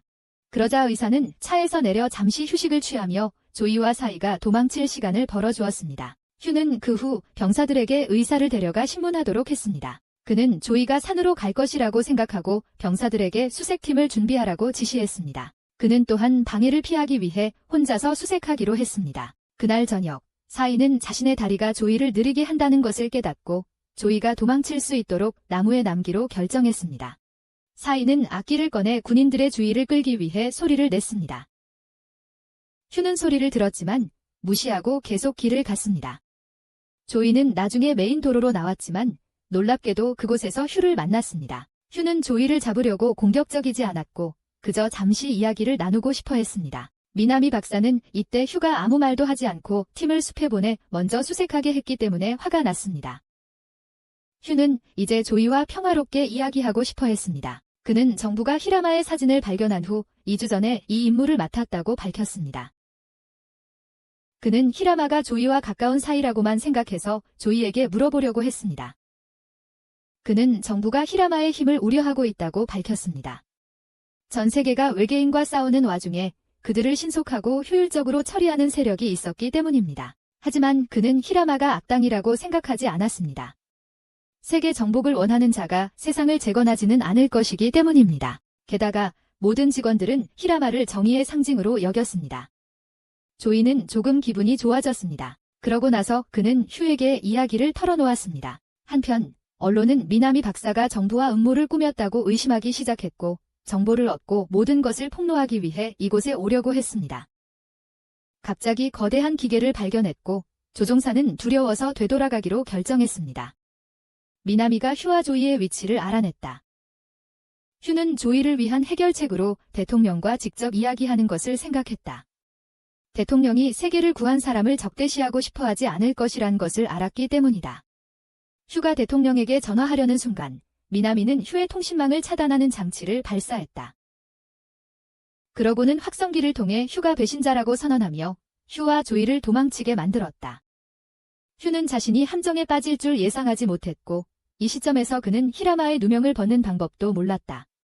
하지만 언론에 접근할 수 있다면 처리할 수 있을 것이다. 하지만 지금 당장 그렇게 하는 것은 어려웠다. 일단은 두 사람 모두 여기서 목숨을 잃지 않는 것이 우선이었기에 휴는 조이의 도움이 필요했다. 그러자 휴는 조이와 히라마를 남겨두고 주의를 끌게 한 채 도망쳤다. 헬리콥터가 미사일을 발사했고 휴는 히라만을 위해 방패를 만들어야 했습니다. 조이는 군대를 밀어내 더 이상 추격하지 못하게 하려고 했지만 미나미 박사는 장비를 가져와 전투에 돌입하기 전에 히라만의 힘을 시험하기로 했습니다. 그러고는 부하들에게 포병을 사용하여 히라만을 조준하라고 명령했습니다. 그 후 그는 자신의 로봇을 활성화하여 전투에 참여했고 횡설수설하기 시작했습니다. 조이는 히라만을 공격하도록 돌격시켰지만 미나미의 총격에 밀렸습니다. 미나미는 히라만의 치명적인 약점을 발견했습니다. 히라만은 공격력과 방어력이 높았지만 원거리 무기가 부족했습니다. 그는 히라만의 공격 범위 밖에만 있으면 안전했습니다. 조이는 거리를 좁히려 했지만 미나미의 전자기파에 맞아 일시적으로 오작동을 일으켰다. 그러자 미나미는 자신의 무기를 자랑하며 떠들었고 그 말이 조이에게 해결책을 찾게 해주었다. 기자들은 방송국에 연락하여 자신들이 보내는 영상을 어떤 식으로든 자르거나 편집하지 말라고 강조했다. 바로 그때 그들은 벌어지고 있는 전투를 발견하고 정보를 수집하기 위해 서둘렀다. 조이는 히라만에게 돌진하도록 지시하고 미나미의 전작이 공격을 피할 타이밍을 맞췄다. 미나미가 계속해서 쏠 수 없다는 것을 깨달은 조이는 계속 돌진했지만 미나미는 총을 사용하여 강철 말뚝을 발사하여 히라만을 막았다. 조이는 히라만을 보호하기 위해 앞으로 나서야 했다. 다시 돌진하려는 찰나 휴가 헬리콥터를 타고 나타나 미국 측의 명령으로 모든 사람에게 정지하라고 명령했다. 대통령. 하지만 미나미는 이 기회를 이용해 히라마의 한 방을 날리며 더러운 짓을 했습니다. 하지만 조이는 즉시 히라마를 재가동했습니다. 히라마는 전기를 에너지로 사용하기 때문에 모든 전기 공격이 그에게는 무용지물입니다. 그러자 조이는 돌격하여 히라마를 공격하게 했지만 미나미는 그것을 막았습니다. 미나미가 안전한 거리로 후퇴하자 조이는 자력으로 히라마를 자신 쪽으로 끌어당겼습니다. 미나미가 반격했지만 히라마는 그의 총을 파괴했습니다. 하지만 이제 미나미는 끝까지 가려 했기에 그는 직접 전투를 벌이려 했습니다. 휴는 여전히 그를 멈추라고 요구했지만 미나미는 자신의 조수에게 전자기 펄스를 발사하게 해 헬리콥터들을 무력화시켰고 그들은 추락했다. 이제 그를 막을 사람은 아무도 없었다. 그 후 그는 히라만과 연결된 자력을 이용해 그를 내던져 버렸다. 이미 언론이 도착해서 생방송으로 중계하고 있었다. 미나미는 전 세계에 자신의 힘을 보여주기로 결심했다. 그러고는 양손으로 히라만을 밀어 날렸다. 언론은 미나미 박사가 최근 도시 재건에 도움을 준 정의의 상징을 로봇으로 공격한 악당이 되었다고 보도했다. 히라만은 미나미에게 수력 발전댐으로 내던져졌다. 미나미는 로봇을 계속해서 공격적으로 돌진시켰다. 조이는 휴와 제외했고 이제는 군대의 표적이 되지 않게 되었다. 휴는 미나미가 히라만을 싫어하는 이유는 원래 구체를 막는 로봇의 힘을 증명하여 군에 도입하려고 했기 때문이라고 밝혔다. 하지만 그러기 전에 히라만과 조이가 구체를 이미 막아버렸고 미나미는 자신의 주목을 빼앗겼다고 생각하며 분노하여 복수심을 품게 되었다. 그러자 조이는 휴로부터 미나미 박사를 어떤 일이 있어도 막으라는 명령을 받았다. 그리고 히라만에게 미나미의 팔 하나를 뜯어내 대마레로 떨어뜨리게 했지만 미나미는 마지막 한 방을 날려 히라만을 함께 끌어내렸다. 조이는 히라만의 에너지가 점점 줄어드는 것을 알아채고 휴와 함께 재빨리 아래로 내려갔다. 그 후 미나미는 댐 전체를 스캔하여 대마레 물속에 있는 히라만을 찾았다. 그러고는 예비 에너지를 사용해 로봇을 다시 작동시킨 뒤 히라만을 향해 발포하기 시작했습니다. 히라만은 방어할 수 있었지만 뒤편 댐이 붕괴 직전이었기에 히라만은 자력으로 강철 기둥을 고정시키고 자신의 몸으로 총알을 막아야 했습니다. 그때 미나미의 탄약이 다 떨어졌습니다. 언론이 진정한 악마와 영웅이 누구인지 대중에게 알리면서 조이와 휴는 수력 발전댐을 가동하여 히라만을 재충전할 준비를 했습니다. 히라만은 완전히 회복하여 주먹을 날렸고 사방에 먼지가 솟구쳤습니다. 미나미는 로봇의 카메라로 히라만의 위치를 찾으려 했지만 히라만은 조이의 지시에 따라 위에서 천둥 같은 주먹을 날렸습니다. 조이는 미나미를 성공적으로 제압했고 전 세계의 환호를 받았습니다. 얼마 후 미나미는 체포되었고 조이는 무혐의로 풀려나 평범한 생활로 돌아갔습니다. 휴는 여전히 그를 자주 찾았고 오늘날까지도 사람들은 조이가 히라만의 조종자였다는 사실을 모른 채 히라만을 영웅으로만 알고 있었다. 하지만 이제 위험한 인물이 나타났다. 얼마 지나지 않아 수수께끼의 인물이 나타나 대규모 연구시설을 공격했다. 주인공들에게 다시 돌아가 보자. 이전 무혐의 판결 이후 조이의 누나 홀리는 히라만에게 집착하게 되었다. 의사는 놀랍게도 조이와 사이를 찾아와 무언가를 알려주었다. 그러자 리나는 그들을 따라 의사의 방으로 갔다. 의사는 최근 많은 대규모 시설들이 공격받았다고 밝혔다. 목격자들에 따르면 이 장소들은 한 사람에게 공격당했습니다. 그 사람은 너무 강해서 주먹 한 방으로 경찰차를 날려버릴 정도였고 나타나고 사라지는 모습 또한 매우 수수께끼 같았습니다. 하지만 의사는 공격 사이에 어떤 단서도 찾지 못했습니다. 이 말을 들은 리나는 훈련을 떠났습니다. 하지만 리나가 떠나자마자 의사는 사이와 조이에게 공격당한 장소들 사이에 공통점이 있다는 진실을 말했습니다. 그곳들은 모두 외계인의 잔해를 연구하고 있던 곳들이었습니다. 그리고 그 패턴에 따르면 다음 공격 목표는 이 도시가 될 것이었습니다. 그들은 여전히 공격자가 누구인지 몰랐지만 당장의 우선순위는 순찰을 강화하고 빈틈없이 경계하는 것이었습니다. 조이는 휴의 도움을 받아 수사하고 싶었지만 의사는 공격 목표지가 바로 여기라며 시간 낭비하지 말라고 둘에게 말했습니다. 의사는 이전부터 외계인 무기를 지금까지 가지고 있었기에 그는 이 공격자가 남은 외계인 표본이 위치를 파악할 방법이 있을 거라고 의심했고 따라서 그들은 이곳을 절대 간과하지 않을 것이라고 생각했습니다. 그들은 함께 계획을 세웠습니다. 저녁에 세 사람은 공격자를 맞이할 더 넓은 공간을 확보하기 위해 체육관으로 갔습니다. 의사는 학교 주변에 센서 카메라를 설치했기 때문에 이제 그들의 일은 그 사람이 올 때까지 기다리는 것이었습니다. 밤에 조이의 그룹은 지루해서 카드게임을 하고 있는데 갑자기 의사가 센서 카메라에서 경고를 감지했습니다. 조이는 조사를 가기로 결정했습니다. 그러고는 히로몬을 불러 함께 출발했습니다. 의사는 그에게 그 사람의 위치를 알려주었지만 히로몬을 데려가서 수색했을 때 의사가 감지한 사람이 자신의 선생님이라는 것을 알게 되었습니다.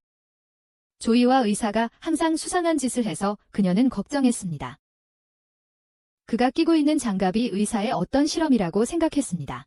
그녀는 조이가 무언가를 숨기고 있다는 것을 알아채고 살펴보려고 다가갔지만 히로몬이 이미 치워버렸기 때문에 아무것도 없었습니다. 하지만 이때 공격자가 의사의 위치를 찾아내어 조이는 서둘러 돌아가야 했습니다. 그런 다음 그는 위험한 실험을 하고 있으니 따라오지 말라고 선생님에게 말했습니다. 공격자는 사이의 기타 연주에 정신이 팔렸고 그들은 그것이 외계인임을 깨달았습니다. 하지만 기타는 그 사람에게 아무런 효과가 없었습니다. 그들은 의사에게 달려가 그의 등에 있는 스피커 시스템을 박살냈습니다. 조이는 마침 적절한 시간에 돌아와 히로몬에게 적의 검을 쳐내게 했습니다. 조이는 히로몬에게 공격하라고 했지만 그 사람은 매우 쉽게 피했을 뿐만 아니라 히로몬을 쓰러뜨리기까지 했습니다. 그들은 히로몬을 없애려고 팔을 휘둘렀지만 조이가 방패로 막았습니다. 그 사람의 후드가 벗겨지자 모두가 리나의 오빠 위림을 알아봤습니다. 조이는 위리우의 조종에서 벗어나 여전히 그들을 공격하는지 이해할 수 없었습니다. 윌은 조이를 밀쳐내고 사이의 기타를 부쉈습니다. 윌은 사이에게 더 이상 인간이 아니니 왜 주저하느냐고 물었습니다. 조이는 여전히 윌이 자신들과 싸우는 이유를 의아해했고, 윌은 조이의 그룹은 영웅놀이만 즐기는 반면 자신은 그림자 속에서 가장 중요한 것을 지키기 위해 싸우고 있다고 답했다. 외계인 잔당은 완전히 사라져야 했고, 그래서 윌은 모든 것을 파괴할 것이다. 윌은 그들이 보고 있는 것이 전부가 아니라고 믿었다. 일은 계속될 것이고, 만약 그들이 계속 방해한다면 더 이상 주저하지 않을 것이다. 윌은 총을 부수고 사라졌다. 의사는 이제 윌과 맞서야 한다는 사실을 믿을 수 없었지만 도망칠 수도 없었다. 선생님은 그 후 예상치 못하게 히로몬을 만나 충격을 받았다. 며칠 후 선생님은 윌의 그룹에 합류했다. 사이는 선생님이 이미 알고 계시니 차라리 함께하게 하는 게 나을 거라고 생각했어요. 때때로 선생님이 의사보다 더 도움이 될 수도 있으니까요. 그룹은 이제 해변에서 놀고 있었고 모두 히로몬에게 물놀이에 함께하라고 불렀어요. 그래서 히로몬은 바로 물속으로 뛰어들었어요. 조이는 여전히 윌을 걱정했지만 사이는 그에게 리나와 함께 놀러가라고 말했어요. 할 수 있는 모든 순간을 즐기라고 말이죠. 이 여행은 휴가 조이에게 제공한 거였어요. 이 섬은 정부 소유였고 그룹은 다른 사람들에게 발각될 걱정 없이 히로몬과 함께 즐거운 시간을 보내고 휴식을 취하러 이곳에 올 수 있었어요. 모두 웃음으로 가득한 즐거운 여행을 보냈어요. 아침에는 해변에서 놀고 오후에는 바비큐 파티를 했어요. 밤에 정부가 섬 전체를 빌려줄 만큼 너그럽다는 사실에 모두 놀랐습니다. 하지만 사이는 귀신 이야기를 할 시간이라며 이제부터가 진짜 재밌는 시작이라고 말했습니다. 그는 예전에 사람들이 이 섬에 살았지만 어느 날 갑자기 섬 주민들이 악마를 만났고 불행하게도 마주친 사람들은 모두 죽었다는 이야기를 들었습니다. 사람들은 이 소식을 듣고 섬을 떠날지 아니면 이 섬에서 천천히 죽어갈지를 선택해야 했습니다. 의사는 크게 소리를 질렀지만 아직은 무서워할 것이 없었기에 사이는 장난으로 그를 놀라게 했고 모두 웃었습니다. 하지만 사이는 악마가 습하고 더운 밤, 강한 바람이 부는 날에만 나타난다는 소문이 있다며 지금 바깥바람이 매우 강하다고 말했습니다. 하지만 그건 그냥 우연일 겁니다. 불이 깜빡거리고 바깥에서 큰 소리가 날 리가 없으니까요. 그 말이 떨어지자마자 불이 깜빡였고 그들은 바깥에서 큰 소리를 들었습니다. 이때 사이조차 걱정하기 시작했습니다. 그러자 모두는 사이가 악마가 문 앞에 나타날 것이라고 말하는 것을 들었고 바로 그 순간 문을 두드리는 소리가 났습니다. 모두가 당황하기 시작했지만 리나는 이것이 정부 직원들의 장난일지도 모른다고 제안했습니다. 그들은 그룹을 감시하고 사이가 이야기를 할 때 바로 이 장난을 준비했을 것입니다. 하지만 그녀가 문을 열려고 하자 예상치 못하게 부상당한 남자를 만났습니다. 그 사람은 그들에게 빨리 떠나라고 조언했습니다. 그들은 그를 안으로 데려와 치료했습니다. 의식을 회복한 후 그는 다시 그들에게 떠나라고 조언했습니다. 하지만 그들은 여전히 무슨 일이 일어나는지 이해하지 못했고 그래서 그 남자는 나가는 길에 설명해 주겠다고 말했습니다. 그때 그는 히라만을 보고 그들이 아직 탈출할 기회가 있음을 깨달았습니다. 하지만 그들이 떠나려는 순간 거대한 촉수들이 문을 뚫고 튀어나왔습니다. 히라만은 싸우려고 일어섰지만 그 역시 묶여 있었고 그러자 촉수들이 집 전체를 물속으로 끌어들였습니다. 조이는 나중에 해변에서 혼자 깨어나 근처 나무 조각 위에 있는 리나를 발견하고는 그녀를 구하기 위해 헤엄쳐 나갔습니다. 하지만 리나의 손이 미끄러져 물속으로 가라앉았고 조이는 도착하자마자 그녀를 찾기 위해 잠수해야 했습니다. 그는 나중에 리나를 건져 올려 해변으로 끌어올렸습니다. 정신을 잃은 자신의 짝사랑 상대를 보며 조이는 심폐소생술을 하려고 했지만 리나는 때마침 깨어났습니다. 추위를 느낀 두 사람은 근처 동굴로 들어가 불을 피워 몸을 녹였다. 잠시 휴식을 취한 후 조이는 모두를 찾으러 가기로 했다. 리나는 그와 함께 가기로 했다. 그들은 절벽을 올라 숲으로 들어갔다. 조이는 모두가 공항에 있을 거라고 생각했다. 그러던 중 조이와 리나는 앞서 경고를 하러 왔던 남자 형제를 만났다. 그는 자신을 라비라고 소개했고 그 뒤에서 촉수가 나타나자 당황했다. 조이는 리나에게 뒤로 물러서라고 말했다. 그는 장갑을 작동시켜 히라만을 전투에 소환하려 했다. 하지만 이 순간 히라만은 조이 근처에 없었기에 그는 공격을 막기 위해 방패를 사용하고 라비와 리나에게 먼저 앞으로 달려가라고 말한다. 그는 주의를 끌려고 할 것이다. 그런 다음 그는 초고속으로 촉수들을 유인하여 자신을 쫓도록 한다. 그는 촉수들이 서로 엉키게 만들어 더 이상 쫓아오지 못하게 유인한 후 안전하다고 느껴 리나에게 돌아간다. 그러자 라비는 조이에게 이곳이 원래는 정부 관리들을 위한 휴양지였지만 깊숙한 곳에는 생물학 무기를 만들기 위한 연구시설이 있었다고 알려준다. 라비와 다른 과학자들은 그 덩굴들을 만들었고 그 후 그것들이 통제불능 상태가 되어 섬 전체를 황폐하게 만들었다. 그는 조이와 함께 가능한 한 빨리 이곳을 떠나고 싶어 한다. 하지만 조이는 모두를 걱정해서 아무도 두고 갈 수 없어. 그래서 라비에게 덩굴을 어떻게 처리해야 하는지 물었어. 라비는 실험실에 발전기가 있는데 그 안에 이 식물들의 핵심이 있다고 말해줬어. 전원 공급만 차단하면 이 덩굴들이 기능을 멈출 거야. 조이와 리나는 문제를 해결하기 위해 그곳으로 가기로 해. 라비도 안전하게 있고 싶어서 둘 다 따라가기로 했어. 조금 더 가다 보니 갑자기 꽤 큰 개를 발견했지만 전혀 해롭지 않았어. 조이는 다른 두 사람에게 버팀목이 되고 싶어서 강한 모습을 보이려고 했지만 바로 그 후 세 사람 모두 인간의 언어를 말할 수 있는 덩굴을 만났어. 하지만 마치 사람 목소리를 따라하는 것처럼 몇 가지 소리만 중얼거렸지. 라비는 덩굴이 이 정도로 진화했을 줄은 예상하지 못했다. 들을 귀도 없으면서 인간의 목소리를 흉내낼 수도 있다. 그러다 선생님 목소리를 듣고 선생님을 찾아가 보니 개들에게 둘러싸여 있다. 조이가 다가와서 이 개들은 해롭지 않다고 알려준다. 선생님 슬리퍼를 줍자 개들이 자발적으로 떠난다. 그러고 나서 조이는 모두와 함께 높은 곳으로 올라가 히라만을 찾기 위해 히라만을 작동시킨다. 번개가 내리쬐 때 라비는 그 위치를 알고 있었고 조이의 무리를 이끈다. 도착하자마자 히라만이 덩굴에 갇혀있는 것을 본다. 조이는 히라마를 감전시켜 탈출하려고 에너지를 활성화하지만 이 덩굴들은 전기를 흡수하고 너무 질겨서 히라마가 떼어낼 수 없자 조이는 히라마를 작게 만드는 아이디어를 떠올립니다. 그런 다음 그는 히라마를 데리고 의사와 사이를 다시 만납니다. 두 사람 모두 최근 번개 때문에 이곳에 온 것이고 이제 조이는 연구소로 가는 길에 모두에게 설명할 것입니다. 그들은 연구소에 도착하지만 덩굴들이 그곳을 에워싸고 있습니다. 조이와 히라마는 안으로 들어갈 것이고 라비도 그들을 안내하기 위해 따라가겠다고 합니다. 안으로 들어가자 그들은 마치 함정을 놓고 그들을 기다리는 것처럼 덩굴들이 움직이지 않는 것을 봅니다. 그러자 조이는 히라마에게 문을 부수고 안으로 들어가라고 합니다. 그러나 덩굴들이 그들을 눈치채기 시작했습니다. 조이는 히라마와 함께 엘리베이터 문을 열고 뛰어내립니다. 도착하자 라비는 자신의 카드와 지문 인식으로 문을 열어 둘이 함께 들어갑니다. 조이는 재빨리 핵심부를 찾아내 히라만을 앞으로 진격시키지만 덩굴이 나타나 히라만의 복제체를 만들어 공격합니다. 복제체의 움직임은 히라만과 똑같지만 원거리에서 덩굴을 발사하여 공격할 수 있습니다.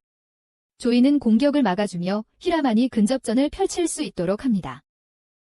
히라만은 복제체를 물리치고 핵심부로 향하지만 덩굴이 히라만의 복제체 3개를 만들어 조이를 붙잡고 나머지 2개는 히라만을 붙잡습니다. 히라만은 2개의 복제체를 던져버리지만 그것들은 덩굴로 변해 히라만을 묶습니다. 조이는 달려가 히라만을 작게 만든 후 던져버리고 다시 크게 만들면서 성장과 동시에 천둥 주먹을 날립니다. 히라만은 핵심부를 파괴하고 덩굴의 기능을 정지시킵니다. 모든 것이 정상으로 돌아왔고 다음 날 아침 무리는 구조를 기다리며 앉아 있었고 라비는 정부가 조이에게 또 한 번 빚을 졌다는 것을 알아차립니다. 아직 시간이 남아 있었기에 선생님은 무리가 다시 수영을 하고 집에 가기 전에 즐거운 시간을 보내라고 제안합니다. 며칠 후 조이와 사이는 의사에게 끌려 황량한 길가로 가서 원예를 하게 됩니다. 의사가 몇 가지를 조사하고 있었기에 흙 샘플을 채취하기 위해 두 사람 모두 필요했던 것입니다.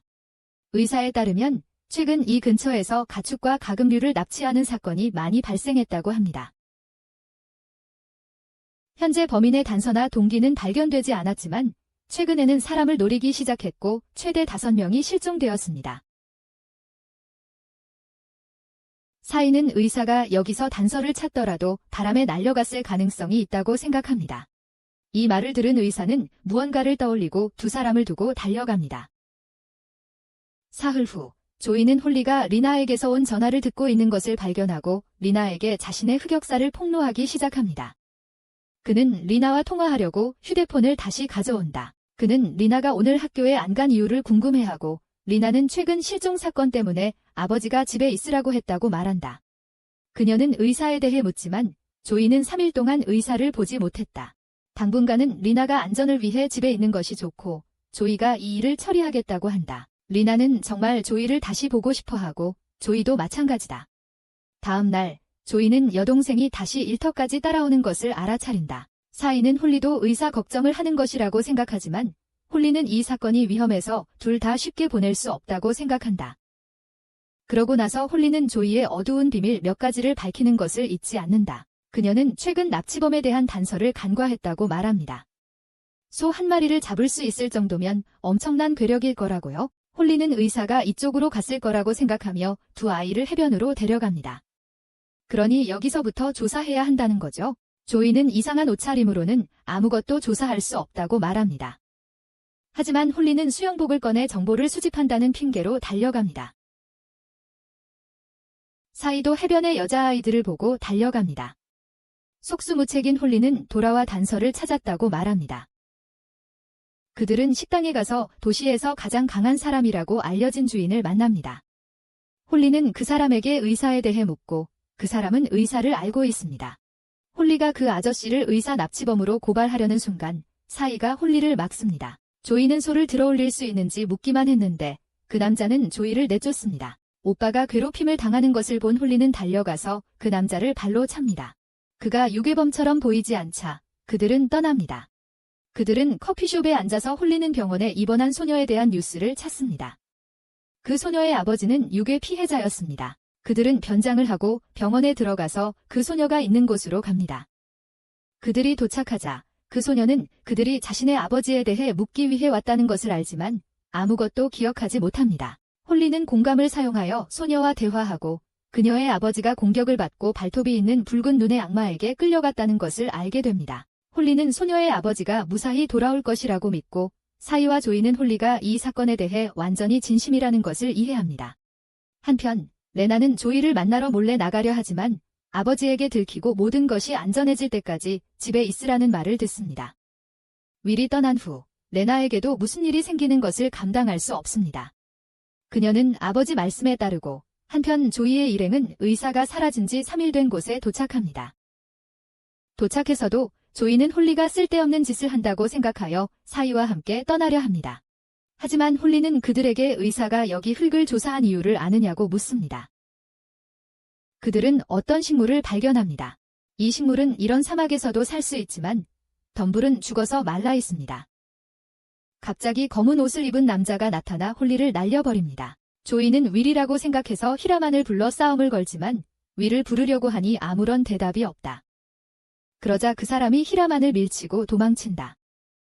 조이는 그 사람을 쫓아가고 홀리는 깨어나서 사이가 범인을 쫓으러 가는 동안 조이를 혼자 남겨두었다고 생각한다. 그래서 조이를 찾으러 달려간다. 홀리는 동생을 괴롭히는 걸 좋아하지만 조이가 위험에 처하자 항상 도와주려고 한다. 갑자기 거대한 그림자에게 붙잡힌다. 그날 밤 휴와 경찰이 수사에 참여하기 시작한다. 사이는 조이가 홀리 때문에 걱정하는 걸 덜어주려고 농담을 하려고 하지만 조이는 지금 장난칠 기분이 아니다. 휴는 범인이 이전 시설을 공격했던 붉은 눈의 사람인지 묻지만 조이는 같은 사람이 아니라고 생각합니다. 휴는 조이에게 부담을 주고 싶지 않아서 조이의 도움이 필요하면 연락하겠다고만 말합니다. 사이와 조이는 단서를 찾기 위해 다시 의사의 방으로 돌아가지만 아무것도 찾지 못합니다. 조이는 범인이 정말 윌인지 의문을 품습니다. 사이는 조이에게 서두르지 말라고 조언합니다. 지금 그들의 우선순위는 홀리를 찾는 것이지 진짜 범인이 누구인지 확인하는 것이 아니기 때문입니다. 갑자기 조이는 의사가 의자 밑에 숨겨놓았던 토양 샘플과 그 위에 있는 이상한 메모를 발견합니다. 조이는 그것을 휴에게 보내고 휴는 의사가 동그라미 친 X 공식이 사막에서 식물이 죽는 원인이라는 것을 알아냅니다. 그들은 그 토양의 종류가 발견된 장소를 추적하여 범위를 좁힙니다. 이 토양 유형 중 가장 오염된 지역은 조이의 아버지가 일하던 탄광에서 비롯됩니다. 휴는 조이와 사이를 불러 그들이 여기서 의사의 차를 발견했다고 알립니다. 휴는 누구보다 이 탄광을 잘 아는 조이의 도움이 절실히 필요합니다. 그들이 도착하자 사이와 조이는 한동안 속 깊은 이야기를 나눕니다. 조이는 여동생을 정말 구하고 싶지만 윌과 리나를 상하게 할까봐 두렵습니다. 하지만 사이는 조이가 윌을 아주 잘 이해하기 때문에 윌이 이런 일을 저질렀을 리 없다고 생각합니다. 몇 년 전 사이와 윌은 학교 럭비부에 있었습니다. 둘은 자주 다퉜지만 한 경기에서 윌은 자존심을 버리고 사이에게 패스하여 득점하게 해주었습니다. 하지만 윌이 너무 높이 던지는 바람에 사이는 공을 잡으려고 뛰어올랐고 상대 선수에게 태클을 당했어요. 태클이 너무 강해서 사이는 다리뼈가 부러져 입원을 했어요. 윌은 사이가 더 이상 축구를 할 수 없게 된 이유가 자기 때문이라고 생각하며 매우 죄책감을 느꼈어요. 사이 자신 때문에 부상을 입었지만 그는 윌을 일부 책임이 있다고 생각했어요. 하지만 윌이 죄책감 때문에 주장직을 포기했다는 것을 알게 되자 사이는 윌을 보는 시각이 바뀌었어요. 윌은 다른 사람을 괴롭히는 것을 좋아하지 않으니 사이는 윌이 홀리를 납치한 사람이 아니라고 믿었어요. 그들은 히라마와 함께 탄광으로 들어갔어요. 잠시 후 그들은 그곳에서 의사의 안경을 발견했어요. 조이는 재빨리 안으로 들어가 사람들이 있는 커다란 장치를 발견한다. 그는 의사와 홀리에게 다가가지만 둘 다 근처에 숨어 있다. 의사는 앞서 도망쳤고 우연히 홀리를 구했다. 그들은 납치범과 마주치고 조이는 의사에게 홀리를 데리고 이곳을 떠나라고 부탁한다. 납치범은 공격하려고 달려들지만 조이가 썬더펀치를 작동시켜 히라만이 그를 날려버린다. 그 사람은 자신의 정체를 드러내고 실제로 윌이 아니다. 그는 대포를 2발 발사한다. 조이는 히라만에게 2발의 포탄을 날려버리게 하고 히라만을 위해 방패로 막으려고 달려간다. 하지만 다른 남자가 다른 개를 부릅니다. 사이는 조이에게 개들을 밖으로 유인하라고 합니다. 그러자 사이는 도망치고 개에게 쫓기며 조이는 다른 남자와 함께 남습니다. 천장이 무너지기 시작하자 사이는 출구로 달립니다. 그는 넘어지지만 개도 함께 깔립니다. 사이는 광산문을 나서려 하지만 개가 탈출하여 총을 쏩니다. 사이는 밖으로 나가지만 개도 뛰쳐나와 휴와 병사들에게 사살당합니다. 하지만 개는 다시 총을 쏘려 하지만 히라만이 나타나 처리합니다. 홀리는 이때 조이를 걱정하지만 조이는 돌아와 휴와 병사들이 안에 있는 모든 사람들을 구출하도록 합니다. 홀리는 자신의 오빠가 히라만과 친구가 된 것을 믿을 수 없습니다. 그때 사이가 갑자기 쓰러지고 진짜 윌이 집으로 방문을 왔습니다. 그 후 우리는 조이의 아버지 이야기를 알게 됩니다. 몇 년 전 그는 이 광산에서 일하는 광부였습니다. 어느 날 광산이 무너져 광부들을 땅속에 매몰시켰습니다. 조이의 아버지는 모두에게 낙관적이고 탈출구를 찾으라고 격려했지만 유일하게 가능한 탈출구도 막혔습니다. 그들은 탈출 경로를 열기 위해 모든 폭약을 모았지만 폭발시켰을 때 오작동했습니다. 조이의 아버지는 확인하러 뛰쳐나가다 누전된 전선을 발견하고 다시 연결하려 했고 그 때문에 폭발물 더미 전체가 폭발했습니다. 덕분에 모두들 밖으로 나올 수 있었습니다. 홀리가 이른 아침부터 침울해하는 조이에게 이유를 묻자 조이는 과거 아버지처럼 영웅이 될 수 없다고 생각합니다. 하지만 홀리는 그의 아버지의 행동을 영웅적인 행위로 보지 않고 조이에게 영웅이 무엇이라고 생각하는지 질문합니다. 조이는 아직 대답하지 못하고 일찍 학교에 갑니다. 원래 조이가 아버지에 대해 들었던 이야기는 어머니에게서 들은 것이었기에 하루 종일 조이는 병원에 있는 시를 찾아가 영웅이 어떤 사람인지 물었습니다. 하지만 시는 항상 모두를 구하려는 조이 자신이 영웅의 표본이라고 생각합니다. 그 후 조이는 일터로 갔고 거기서 몇몇 사람들이 과거 그의 아버지에 대해 알고 있었습니다. 그들은 그의 아버지가 탄광에서 모든 사람을 구한 진정한 영웅이라고 믿었습니다. 조이는 이제 어머니의 이야기가 사실이라고 믿었습니다. 그러고 나서 그는 떠나 레나를 다시 만났습니다. 그는 레나에게 아버지에 대해 자랑한 후 홀리에게 달려가 아버지가 홀리가 말했던 것처럼 무모한 사람이 아니라 진정한 영웅이었다고 따졌습니다. 하지만 홀리는 조이가 아버지에 대한 기억이 거의 없어 아버지가 어떤 사람이었는지 정말로 이해할 수 없었기 때문에 자신이 아버지를 가장 잘 이해하는 사람이었기에 자신의 의견을 고수했습니다. 한편 레나는 지난밤에 윌을 다시 만났던 것을 기억했습니다. 윌은 여동생을 만나러 왔고 더 이상 서로 볼 수 없을 것이기 때문에 작별 인사를 하러 왔습니다. 윌은 또한 레나에게 조이와 멀리하라고 말하고 그녀가 더 질문하기 전에 떠났습니다.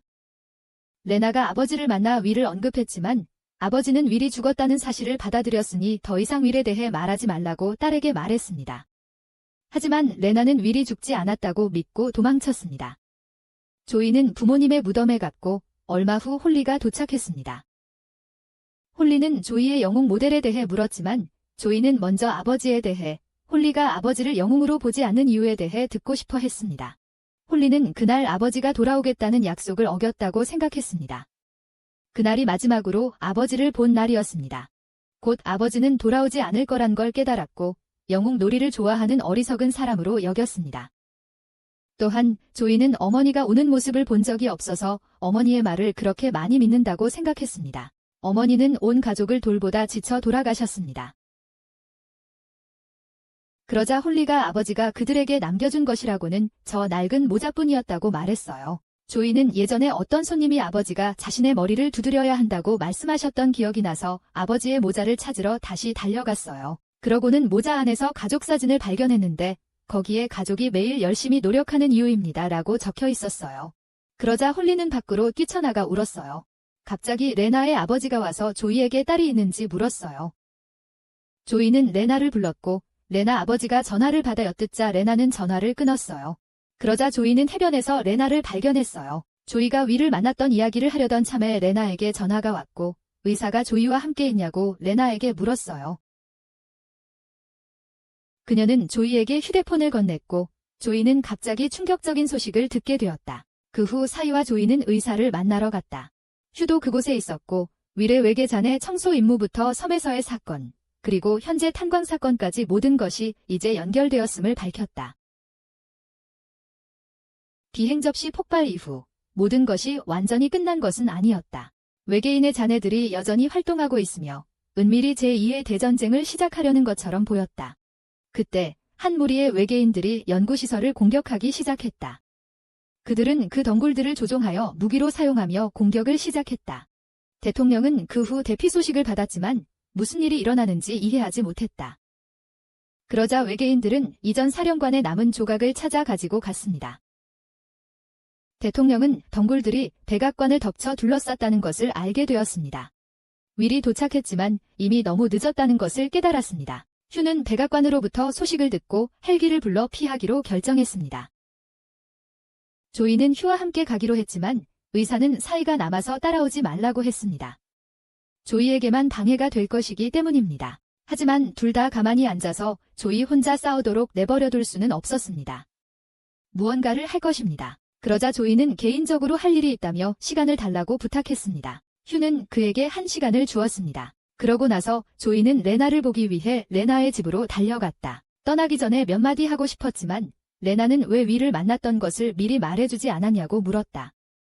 조이는 말을 더듬었고 레나는 매우 화가 나서 그를 내쫓았다. 하지만 그는 레나에게 할 말이 있다며 다시 돌아왔지만 휴가 헬리콥터를 몰고 와서 레나가 제대로 듣지 못했다. 그 후 조이는 떠났다. 그는 전략에 대해 더 많이 알기 위해 전략책 전체를 공부해야 할 것이다.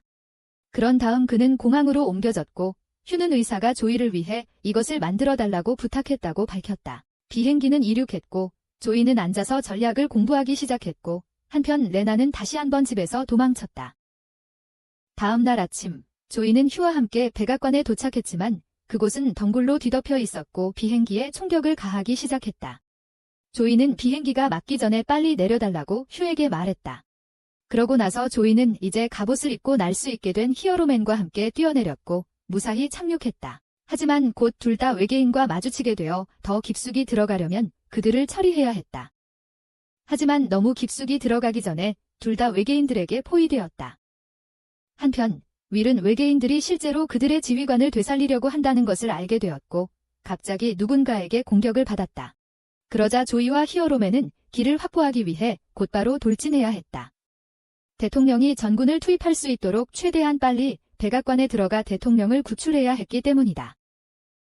레나와 홀리도 이제 사이와 의사가 있는 곳에 도착했고 조이를 함께 돕기로 결정했다.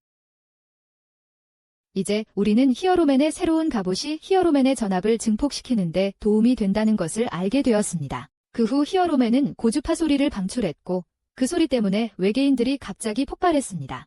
그러자 조이는 여자 기자가 다시 이곳에 온 것을 알아챘고 의사는 이미 업그레이드된 제트기를 전투에 투입했습니다. 의사에 따르면 히어로맨은 재충전이 필요한 순간이 올 것이기 때문에 이 제트기들은 시간을 벌기 위한 것입니다. 의사는 미나미의 로봇을 이용한 또 다른 계획도 가지고 있었습니다. 조이는 나중에 여자 기자가 덩굴에 걸려있는 것을 발견하고 휴에게 전화를 걸어 해결해달라고 부탁했습니다. 그러자 여자 기자는 갑자기 휴에게 전화를 받고 철수하라는 말을 들었고 어쩔 수 없이 따를 수밖에 없었습니다. 그런 것처럼 보였지만 그녀는 뻔뻔하게 휴에게 다시 도전하며 그를 당황하게 만들었습니다. 그는 그녀가 히어로맨의 싸움을 어렵게 만든다고 생각했지만 그녀는 히어로맨이 계속 싸우고 자신을 무시하기를 바랐다. 휴는 그 후 조이에게 계속 싸우고 언론을 무시하라고 말했고 그 말을 이해하지 못했다. 휴는 그가 언론과 논쟁하려고 하기보다는 백악관으로 최대한 빨리 가기를 바랐다. 그러고 나서 그는 히어로맨과 함께 달아났는데 갑자기 여성 기자가 그의 사진을 찍으면서 전 세계에 조이가 히어로맨의 팀 동료라는 사실을 알렸다. 조이를 본 홀리는 매우 화가 났고 모든 사람이 조이의 상황을 알고 있었지만 자신에게는 숨겼다고 생각했다. 한편 게인들의 계획은 다음 단계로 넘어가기 시작했다. 그들은 거대한 기계를 소환했고 이전에 작동을 멈췄던 구체가 갑자기 하늘로 날아올라 그 기계로 돌아갔다. 휴는 다른 4개의 구체도 작동하고 그 기계로 돌아오고 있다고 알렸다. 그는 너무 늦기 전에 대통령을 재빨리 구해야 했습니다. 그러자 조이는 히어로맨과 함께 거대한 적과 마주쳤습니다. 적이 산을 뿜어 공격해왔기에 조이는 히어로맨을 시켜 뒤로 돌아가게 했지만 적은 뒤쪽에서 포격을 가해 조이를 불안하게 만들었습니다. 하지만 박사가 만든 장갑은 여전히 매우 유용했습니다. 그는 히어로맨에게 자력을 이용해 적을 쓰러뜨리고 돌진하여 주먹으로 제압하게 했습니다. 조이는 히어로맨과 함께 계속해서 백악관에 서 있는 외계인들과 마주했습니다. 외계인들은 그가 늦었다고 생각하고 기계를 작동시켜 사령관을 성공적으로 소생시켰습니다. 사령관은 다시 살아났고 그곳에서 그들 둘을 만난 것에 놀랐습니다. 하지만 조이는 자신의 운명이 여전히 예전과 같을 거라고 생각했다. 그는 그들에게 자신이 더 이상 예전과 같지 않다는 것을 보여줄 것이다. 한편 제트기들은 많은 폭탄을 투하했다. 의사에 따르면 이것들은 전자기 폭탄이라고 한다. 그것들은 구름을 만들고 번개를 치게 하여 히어로맨에게 에너지를 공급할 것이다. 하지만 계획이 순조롭게 진행되려면 그들은 이 기계를 히어로맨의 위치로 직접 가져와야 했다. 조이는 이제 사령관에게 밀리고 있었고 그 구체들은 갑자기 외계인 기계로 날아가 녹아내렸다. 그 구체의 물질은 사령관을 위한 새로운 완벽한 몸을 형성했다. 의사는 덩굴이 로봇과 일행 전체를 끌고 지하로 들어가 버렸을 때 조이에게 최대한 빨리 어떻게 갈지 몰랐습니다. 조이의 놀라움 속에 사령관은 갑자기 자기 종족을 먹기 시작했습니다. 그는 입에 넣을 수 있는 모든 것을 잡기 위해 많은 촉수를 뻗었습니다. 조이가 그것들을 피하려던 중 갑자기 근처에 윌이 붙잡혀 있는 것을 발견했습니다. 그는 윌을 구출하도록 히어로맨을 불렀지만 사령관은 조이를 공격했습니다. 히어로맨이 자신의 몸으로 윌을 보호하는 동안 그는 안전하게 남아 있었습니다. 한편 의사의 일행은 꽤 깊숙이 갇혀 있었습니다. 휴는 이때 공기가 사령관에 의해 통제되고 있었기 때문에 도시로 들어갈 차를 찾았습니다. 윌은 나중에 의식을 되찾았지만 여전히 조이에게 불편함을 느꼈다. 그는 조이와 협력하고 싶지 않았지만 조이는 둘 다 이제 같은 목표를 위해 싸우고 있다고 생각했다. 의사는 이 로봇의 갈고리를 사용하여 로봇 전체를 끌어올렸지만 거의 다 올라왔을 때 갈고리가 빠져 의사는 로봇을 최고 속도로 작동시켜 스스로 다시 지면으로 올라오게 했다. 비록 그는 모나미를 정말 싫어했지만 그의 로봇이 놀랍다는 것을 인정해야 했다. 한편 조이의 그룹은 사령관의 몸에 있는 보석이 그의 약점임을 파악했다. 그러자 세 사람이 함께 달려들었다. 윌은 앞으로 돌진하여 사령관의 촉수 몇 개를 잘라냈다. 조이는 초고속으로 접근하려고 했지만 덩굴에 던져졌지만 히어로맨은 자력을 이용하여 조이의 장갑을 안전하게 끌어당겼다. 그러자 지휘관은 헤로맨을 수십 개 복제했지만 조이는 헤로맨에게 에너지를 충전시켜 광범위한 번개 공격으로 복제체들을 모두 없애버렸습니다. 지휘관은 헤로맨에게 여러 개의 촉수를 쏘았지만 한쪽은 조이가 방패로 막고 다른 한쪽은 윌이 막아냈습니다. 그 후 헤로맨의 갑옷을 모두 벗겨 지휘관에게 빠르게 돌진할 수 있도록 했습니다. 지휘관이 헤로맨을 손으로 잡자 조이는 헤로맨에게 몸을 번개로 감싸 탈출하게 한 뒤 지휘관의 약점을 향해 썬더 펀치를 날렸지만 안타깝게도 그곳은 약점이 아니었습니다. 조이는 헤로맨이 던져지고 꿰뚫리는 것을 목격하고 헤로맨이 작동을 멈추는 것을 보았습니다. 그러고는 헤로맨을 내던지며 가장 큰 걸림돌이 제거되었다고 말했습니다. 이어 남은 구체들을 흡수하기 시작했습니다. 그리고 조이의 증오에 찬 시선을 비웃으며 자신도 현재 조이와 같은 감정을 느껴봤다고 말했습니다. 그러자 그는 조이를 향해 촉수를 뻗었고 기계를 작동시켜 지구를 파기 시작했습니다. 휴는 조이에게 전화를 걸었지만 응답이 없었습니다. 휴는 대통령 구출 임무는 이제 제쳐두어야 한다고 말했습니다. 사령관이 지구의 에너지를 흡수하기 위해 땅을 파고 있었기 때문입니다. 몇 시간 안에 지구는 계속해서 재난을 겪게 될 것입니다. 최악의 경우 우는 워싱턴과 외계인 사령관의 기계를 모두 파괴해야 할 것입니다. 휴는 의사팀이 워싱턴을 떠나기를 바랐지만 모두 조이가 아직 패배하지 않았다고 생각했기에 끝까지 조이를 믿기로 했습니다. 휴도 그들을 믿기로 했습니다. 그러자 그는 동료들의 신뢰를 얻었습니다. 조이는 깨어나 다시 윌을 만났다. 윌은 그의 목숨을 구해주었고 지휘관이 지구 전체를 집어삼키려고 왔다는 사실을 밝혔다. 그때 윌이 몇 마디 말을 했고 갑자기 조이 안에 어떤 힘이 깨어났다. 조이는 휴를 불러 일찍 떠나라고 했다. 그는 지휘관과 그의 장치를 스스로 처리하겠다고 했다. 이제 그는 혼자서도 그를 처리할 힘을 가지게 되었지만 그 대가는 결코 작지 않을 것이다. 하지만 그는 몇 년 전 아버지처럼 모두를 구하려 할 것이다. 휴는 의사에게 조이가 자신을 희생하려 한다고 보고했고 모두에게 조이를 막아달라고 요청했다. 홀리는 근처 차를 타고 앞서 나갔고 레나도 그를 따라갔다. 그러자 조이는 사령관의 덩굴들을 쳐낼 힘을 얻었다. 그는 곧장 돌진하여 손으로 길을 막는 모든 덩굴들을 파괴했다.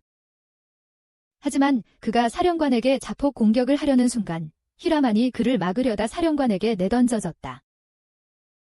그러자 사령관은 기계를 다시 자신의 비행접시 형태로 변형하기 시작했다.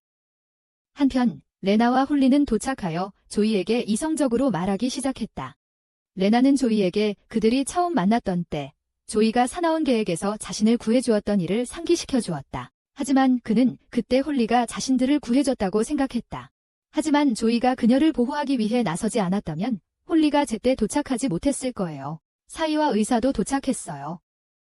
그들은 조이가 혼자 싸울 필요가 없다고 믿었어요.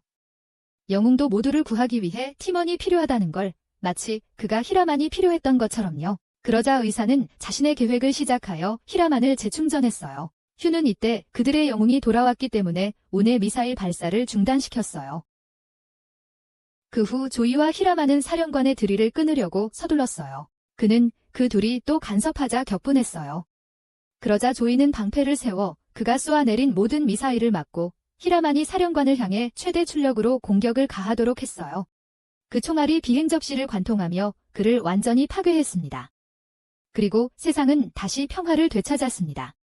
조이는 아버지의 모자를 누나에게 돌려주었습니다. 하지만 이때 감옥에서는 미나미 박사와 그의 공범들이 탈옥 계획을 시작했고 앞으로도 이야기는 계속될 것 같습니다. 안녕히 계세요.